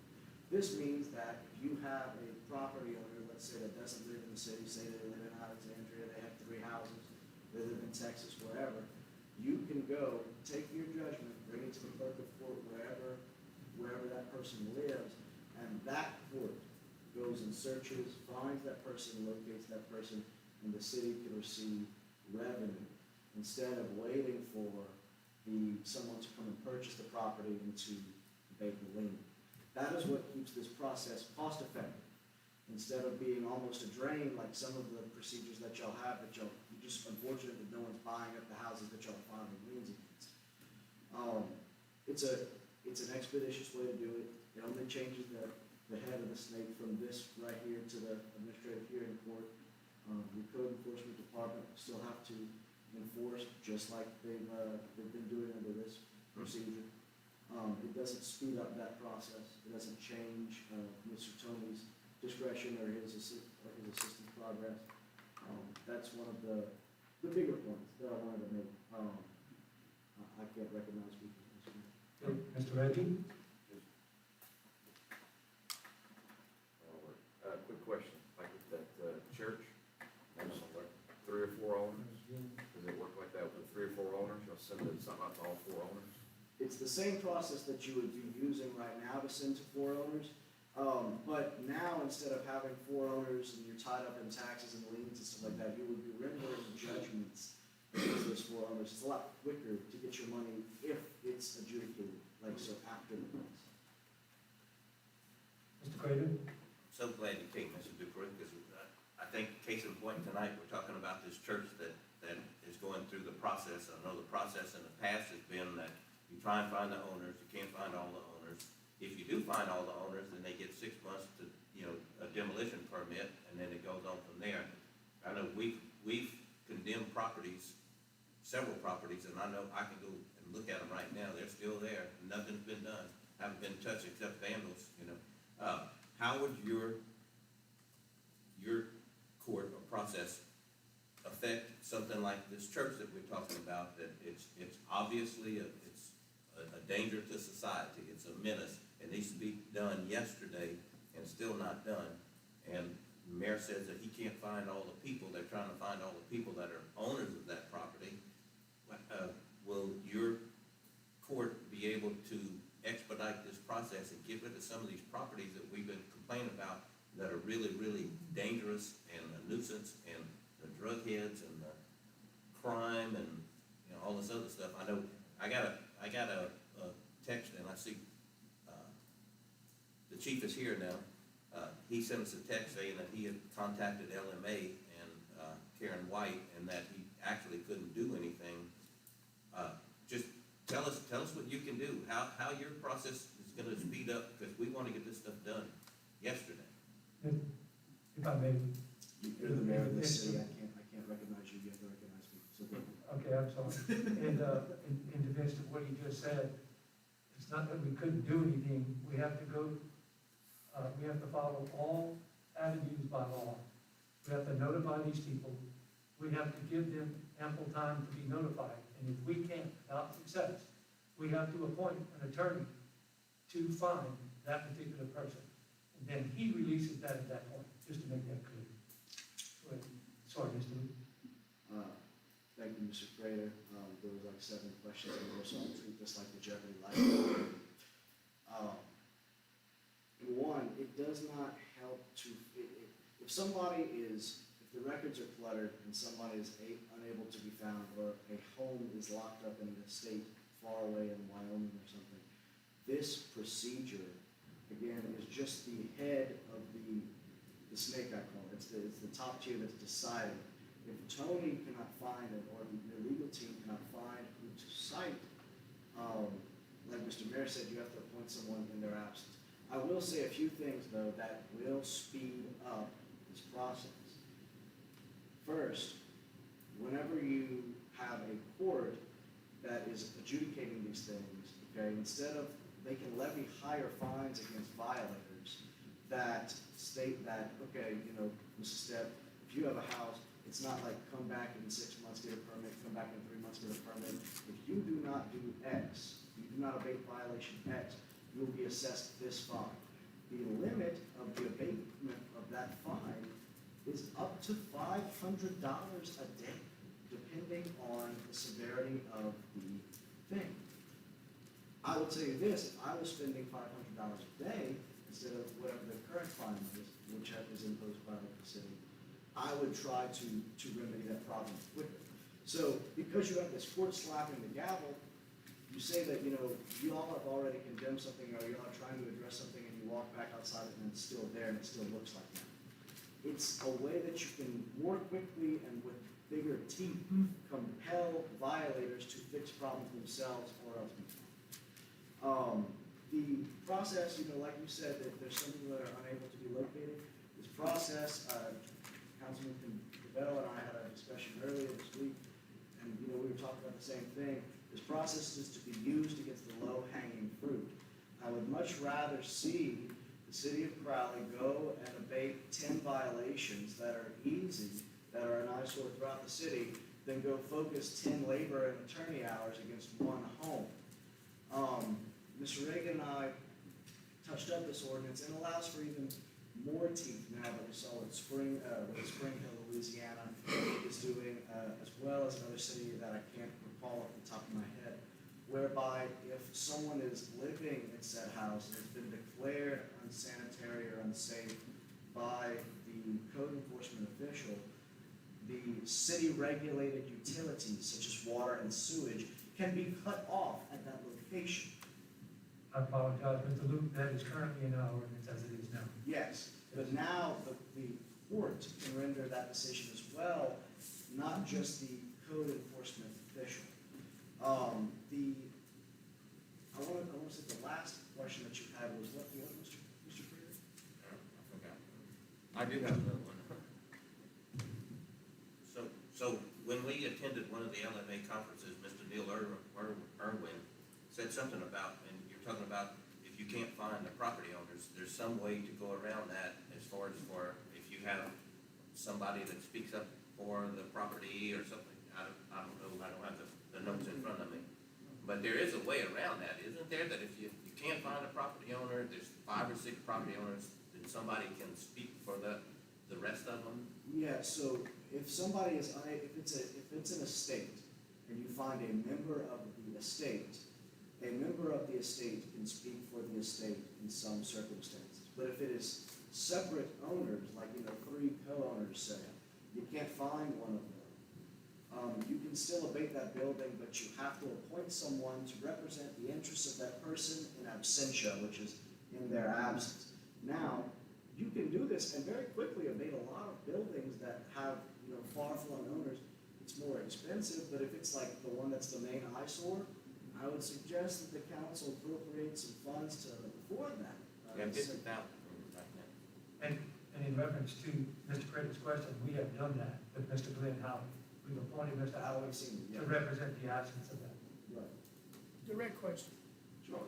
If that structure was declared by an engineer to be able to blow down in a 20-mile-an-hour wind, isn't there something that allows the city to go and take it down? Yes, so though, I'm not an engineer, and the law is actually very vague, and it's vague on purpose. That could be good. The 24, yes, it is good, it is good. There is a process, it's in page 79 of my, 72, of my plan that is an emergency demolition procedure. I say emergency with the most strenuous language. It has to be a structure that poses an imminent threat to the public, as in, it is going to fall down within minutes. So a letter from a structural engineer Yes, would do the exactly. trick. Oh, absolutely. You're doing it. So this, let me explain to you how that works. It's really good. Really simple, really quick and really simple, okay? The council currently, but the hearing court in its place, or either one of them actually after the hearing court is passed, because they're alternatives, can meet together and have a recommendation from a certified building inspector, an engineer, someone of the sort, that declares that the building is so imminent a threat that it poses almost an emergency, not to the whole city, but to the public, which can just be that neighborhood. If you have children going into this structure, and it falls down on those children, that still constitutes an emergency. These procedures were implemented after Hurricane Katrina. They were implemented in some cities after the flood of 2016. I know that they were implemented in other parts of the parish after Hurricane Restyle, and they're still good, they're still on the books, and other people can testify as to the validity of that. So say if you have, I don't know if it's the fire chief or it has to be a certified fire inspector, I don't know which it is, I have to go relook at the law. But if something is like absolutely charred, almost to a crisp or something like that, and it poses an imminent fire hazard during a dry period, that can also be demolished. Like that church. Okay, one more, Mr. Martin? Okay, I'm hearing everything you're saying. I agree with everything you're saying. You familiar with the public nuisance law? The laws regarding public nuisance? Right. Yes, This council has the power to designate nuisance. yes, sir. The chief of police is our eyes and ears when it comes down to public safety. If he designates that place as being quote unquote a drug house, criminals running in, hiding from police officers, prostitution or what have you, that's a nuisance. I understand about your court, but we're talking about now. We have the power, this council has the power to go and knock that house down. Now, we may get sued down the way, don't get me wrong. But our defense is we protecting our citizens. We take an oath of office to protect our citizens, okay? That's in my district, that's in Brian's district, okay? Our chief of police, I don't know if you read, did you read that Blight, the LMA? It's the Blight publication. Right, do you remember what they said about the police chief? I remember what they said about the police chief having the authority to abate the violation, but I don't remember specifically any authorization allowing him to condemn a house. No, it's not, I didn't say he was condemning a Yeah, house. so, I said that he was presenting that unit as a public safety hazard, a nuisance. We have someone that's employed right now that's supposed to be going out there when the chief gives him an indication that that unit is falling apart. I mean, just a line, if you look at it, you can see the tin flying off, okay? If one of us, and I'm gonna say this council right here, whatever district is in, the mayor, anyone else, sees this stuff as a nuisance, and we don't do anything about it, the city is held liable. Okay? Because you are sworn to protect the city. When you take the oath of office, that's one of the promises that you make. Okay? I don't know all about, this court that you're talking about, I fought 100%, don't get me wrong. But we're not talking about anything no money down the line, we're talking about now, okay? This is a public hazard to, a nuisance to the city of Crowley. Just the other day, they had 10 flying off, and I went to, Rachel's house and I told her, some more 10 fell off. If you see the building is walls out, windows out, roof, done caved in, all of it is burnt, okay? It's something that, and I hate to put it this way, but if I'm coming into the city of Crowley and say, you know what, I want to see what Crowley's about, let me go down the main thoroughfare and see what's what.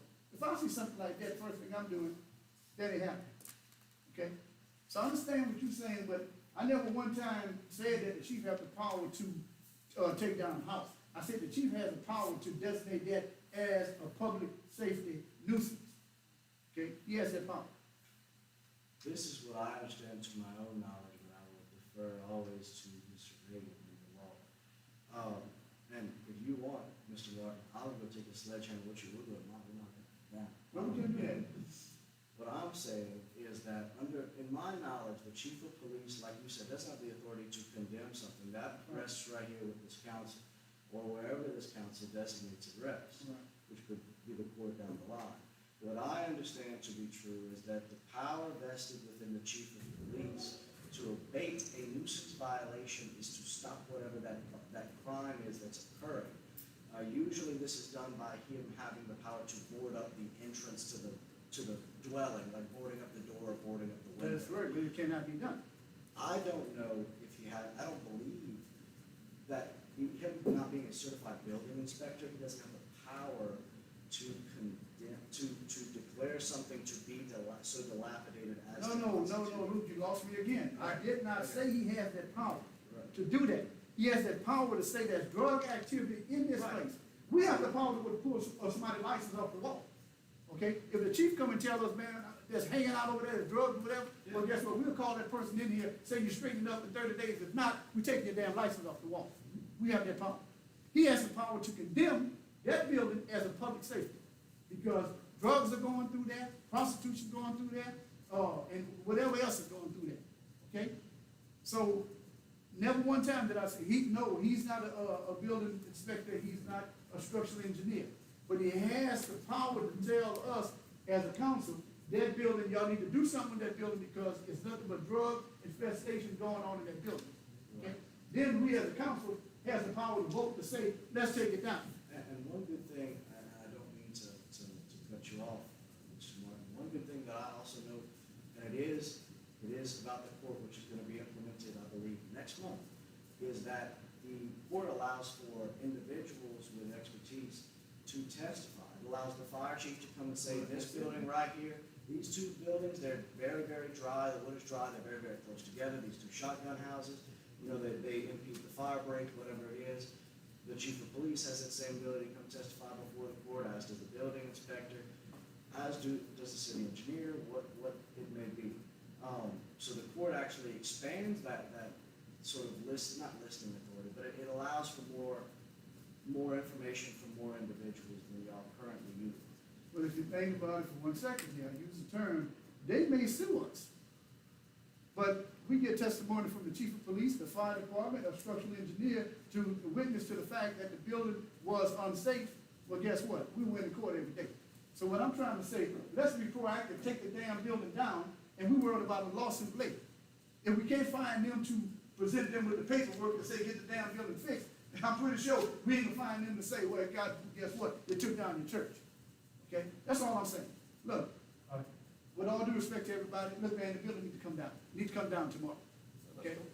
Hey, I don't work here. Okay. All right, thank you, Mr. Martin. Let's move on, please. Let's move on. This is, that's not part of the agenda. Go ahead. Quick question. So, in talking about this, Speaking to the mic. I'm sorry, let me get closer. Talking about the church, so if the church were to fall down a piece of tin, I mean, you kind of mentioned this, but the city would be directly responsible for that? No one here is an attorney. We are not attorneys. No. None of us are attorneys, and Mr. Reagan, who's representing us, is not here to answer that question. So that I So can't. no one knows if the city would be responsible for how That's a legal question.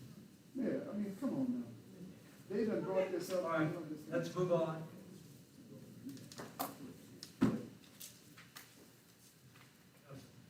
Move on. All right. Thank you, Mr. Lou. Mr. Core? Yes, Mayor. A motion was offered by Alderman Vernon Martin and seconded by Alderman Wilbridge to approve the request of Chief of Police Jim Broussard for appropriation of funds from the police department's witness fee account in the amount of $20,857 to purchase a pre-owned 2019 Dodge Charger from Don Shetler for use by the Detective Division of the Crowley Police Department, and referring the matter to the Revenue and Finance Committee for further action.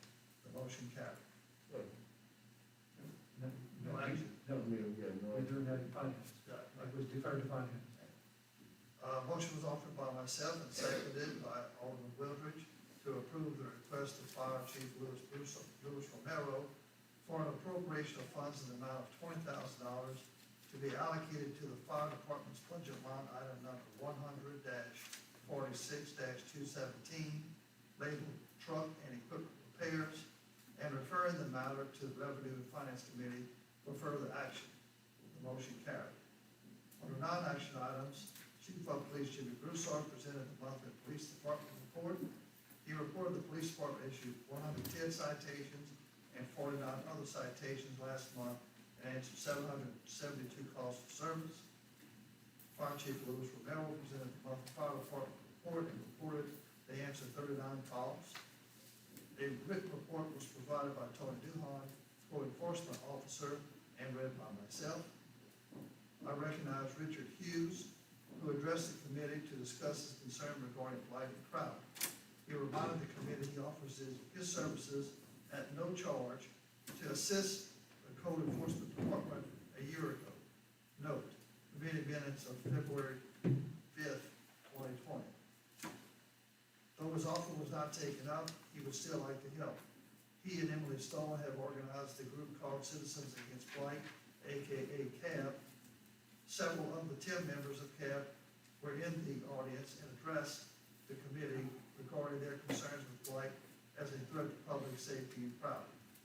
Alderman Stringfellow noted the Blight Advisory Board was active until the COVID-19 pandemic hit last year. She recommended Mr. Hughes join the board.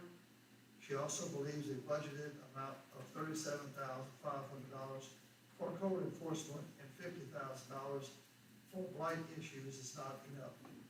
Sharon Core and Cassie Stolbert-Condert, real estate agents, addressed the committee with their concerns regarding personal safety when showing properties that are located in blighted property. They are threatened and do not feel safe. Troy Broad described his experience with problems caused by blighted property, and he suggested a city inspection be done prior to the rental of property to make sure it is decent, safe, and sanitary to live in. Alderman Clint Crater reminded the committee of their past discussion to require a city inspection and rental registration fee from all rental property owners prior to the property being rented. Other citizens who appeared before the committee to voice their concerns for action on the issue of blighted property and its effect on safety were Katie Alamons, Natalie Dugard, John Nugent, Rachel Bias, Lynette Guidry, Chad Monso, and Desiree Southern.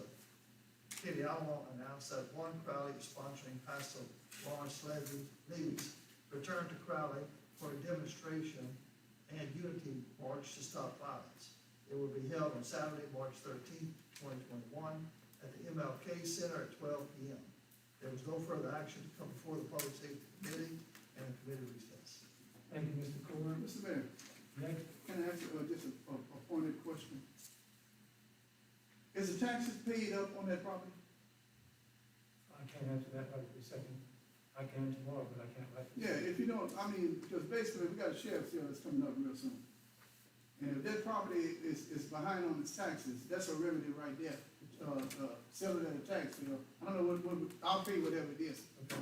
to take it and tear the damn thing down. All right. Next, Mr. Woolridge, Public Buildings Committee. Public Buildings Committee convened Wednesday, March 3rd, 2021, at 4 p.m. in the council chambers. A quorum was present. On the action item, a motion was offered by myself and second by Alderman Glenn Craig approving the request of Ms. Tasha Senegal, representative of local 501c organization, One Voice, One Church, for the city of Crowley to co-sponsor a Easter egg event for children on Saturday, March 20, 2021, at the Wells Fargo Building, waiving the rental fee, but not the cleanup fee for for the use of the building and grounds. Motion carried. And I so move. Offered by Mr. Wood, seconded by Mr. Crater. Discussion, all in favor? Opposed? Thank you. On the non-action item, there was none. There being no further business to come before the Public Buildings Committee, the committee recess. Thank you, Mr. Wood. Next is insurance personnel, Ms. Stringfellow is not here, Mr. Fulton is not here, next, Mr. Jeff Bell. Thank you, Mr. Mayor. The Insurance Personnel Committee convened Wednesday, March 3rd, 2021, at 4 p.m. in the council chambers. A quorum was present. A motion was offered by Alderwoman Kim Stringfellow and seconded by Alderman Vernon Martin to approve an appropriation request made by the Fire Chief Louis Romero for funds in the amount of $7,000 to be allocated to the Fire Department's budget line item 100-46-901 to send firefighter Jordan Broussard to the LSU FBTI for the Recruit Academy in April of 2021, and to defer the matter to the Revenue and Finance Committee for further action. That motion carried and was passed, and will be handled in the Revenue and Finance Committee. Under non-action items, Alderwoman Stringfellow requested a public apology for Mayor Monso for a comment he made last month's meeting. She stated she felt his comment crossed the line and was questioning her, and that her husband, Alderman Crater, and his wife, with no apology issued by the mayor, Alderwoman Stringfellow stated that he left her with no other choice than to take other action. Fire Chief Louis Romero read a letter of resignation from former Crowley Fire Department Captain Chad Monso, and Chief Romero thanked Captain Monso for 26 years of service with the fire department. There was no further business to come before the Insurance Personnel Committee, and the committee recessed. Thank you, Mr. Cavell. Next is Community and Economic Development. Mr. Reggie. Thank you, Mayor. Community and Economic Development Committee convened Wednesday, March 3rd, 2021, at 4 p.m. in the council chambers. Quorum was present. Under action items, a motion was made by myself and seconded by Alderman Clint Crater to amend the agenda to include as an action item a request by Kiefer Kelball, representing Greetings from Levy Park for the city of Crowley, to co-sponsor the 2021 Greetings from Levy Park series on dates to be determined in the coming weeks, and further allowing for the sale of beer and wine on the premises. However, no outside beverages will be allowed. Motion carried, and I so move. Second. Okay, I heard it at the same time, I don't know who did it. Mr. Reggie, offered by Mr. Reggie, seconded by Mr. Woodridge. Discussion, all in favor? Aye. Okay. Thank you. The motion was offered by Alderman Crater and seconded by myself to approve the request of Kiefer Caldwell, representing Greetings from Levy Park, for the city to co-sponsor the 2021 Greetings. Is it the same thing? Yeah, same thing. Okay, I'm gonna go to non-action items. I updated the committee on the antique car and tractor show. There'll be a jambalaya cook-off added to the activities this year. Valhoff Power has the details if anyone was interested in entering the cook-off. And I also noted that I'll be getting together with Alderman Stringfellow to work on the upcoming Clean the City contest. And I'm gonna change that by saying that Valhoff Power is gonna help me with that now, so. Mr. Reggie, I apologize. The very first item was to amend the agenda, and you'll have to read the second one, and we'll have to vote on it because we're only voting for the amendment. So you have to read the second one as well. Okay, well, okay, I'll go back to it then. Thank you. A motion was offered by Alderman Clint Crater, seconded by myself, to approve the request of Kiefer Caldwell, co-sponsor of the 2021 Greetings from Levy Park series on dates to be determined in the upcoming weeks, and further allowing for the sale of beer and wine on the premises. However, no outside beverages will be allowed. Motion carried, and I so move. Okay, Mr. Perry. Offered by Mr. Reggie, seconded by Mr. Core. Discussion, all in favor? Opposed? And there was no further business to come before Community and Economic Development Committee, and the committee recessed. Thank you, Mr. Reggie. Next is Revenue and Finance, Mr. Cavell. Thank you, Mr. Mayor. The Revenue and Finance Committee convened on Wednesday, March 3rd, 2021 at 4 p.m. in the council chambers. A quorum was present. Under action items, a motion was ordered by myself and seconded by Alderman Stephen Primo to adopt a resolution of the Mayor and Board of Aldermen in the City of Crowley, Acadia Parish, Louisiana, authorizing a cooperative endeavor agreement with the Acadia Parish Convention and Visitors Commission to designate the Acadia Parish Convention and Visitors Commission as a tax collector for the City of Crowley's hotel occupancy tax, to provide regulations and procedures for the collection of the said tax, to provide for the authorized fees of 1 1/2% for the total amount collected each month for the cost of the collection by the Acadia Parish Convention and Visitors Commission, to provide for the remittance of tax returns and other documentation, to authorize the Acadia Parish Convention and Visitors Commission to collect late fees, penalties, and interest, to enforce collection of late overdue payments, and to provide for all matters relative thereto in connection therewith. The motion carried, and I so move. Okay, we'll have a discussion, we have to have a roll call. Discussion? Roll call, Madam Clerk. Jeff Cavell, Yes. Brad Core, Yes. Clint Crater, Yes. Lon Fogelman, Vernon Martin, Yes. Stephen Primo, Yes. Sammy Reggie, Yes. Kim Stringfellow, and Byron Woolridge. Yeah. 7 yeas and 2 ayes. All right, thank you, ma'am. It has passed. Thank you. A motion was offered by myself and seconded by Alderman Core, authorizing the appropriation in the amount of $20,857 drawn from the witness fee account as requested by Chief of Police Jimmy Broussard to purchase a pre-owned 2019 Dodge Charger to be used by the Detective Division of the Crowley Police Department. The motion carried, and I so move. Offered by Mr. Cavell, seconded by Mr. Core. Discussion? All in favor? Opposed? Thank you. A motion was offered by myself and seconded by Alderman Primo, authorizing an appropriation request made by Fire Chief Louis Romero in the amount of $20,000 to be allocated to the Fire Department's budget line item 100-46-217, labeled Truck and Equipment Repairs. Motion carried, and I so move. Second. Offered by Mr. Core, and I think I heard Mr. Martin, second. Discussion? All in favor? Aye. Opposed? Thank you. A motion was offered by myself and seconded by Alderwoman Kim Stringfellow, authorizing an appropriation request made by Fire Chief Louis Romero in the amount of $7,000 to be allocated to the Fire Department's budget line item 100-46-901 to send firefighter Jordan Broussard to the LSU FETI for the Recruit Academy in April of 2021. The motion carried, and I so move. Okay, I think it was Mr. Woodward. Offered by Mr. Cavell, seconded by Mr. Woodward. Discussion? All in favor? Opposed? Thank you. There were nothing under non-action items.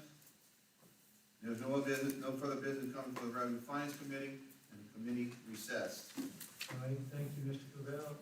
I'd also like to make it known for the record that earlier when you voted for the beer and liquor licenses, Mr. Reggie abstained. All right, next engineers report, Mr. Mayor. I mean, everything that I have is covered. Okay. All right. I move to adjourn. Before we do that, I just have to have an announcement. Oh, sorry. Anybody need hand sanitizer? tomorrow we're going to get a pallet, full pallet of hand sanitizer to be given out to the citizens. So if y'all know anybody that needs some of them, y'all give me a call, we can, we'll find out where we're gonna locate them at. And, it's a whole pallet, so it's gonna be a lot. So if you know anybody, Desiree, put it in the paper, whatever, we have hand sanitizer for everybody. Thank you, Mr. Martin. All right. Meeting adjourned, all in favor? Opposed? Man, this shit got me going crazy. Huh? Oh, yeah, man. Hey, I'm serious, man. I took that shot yesterday, man. That thing quick.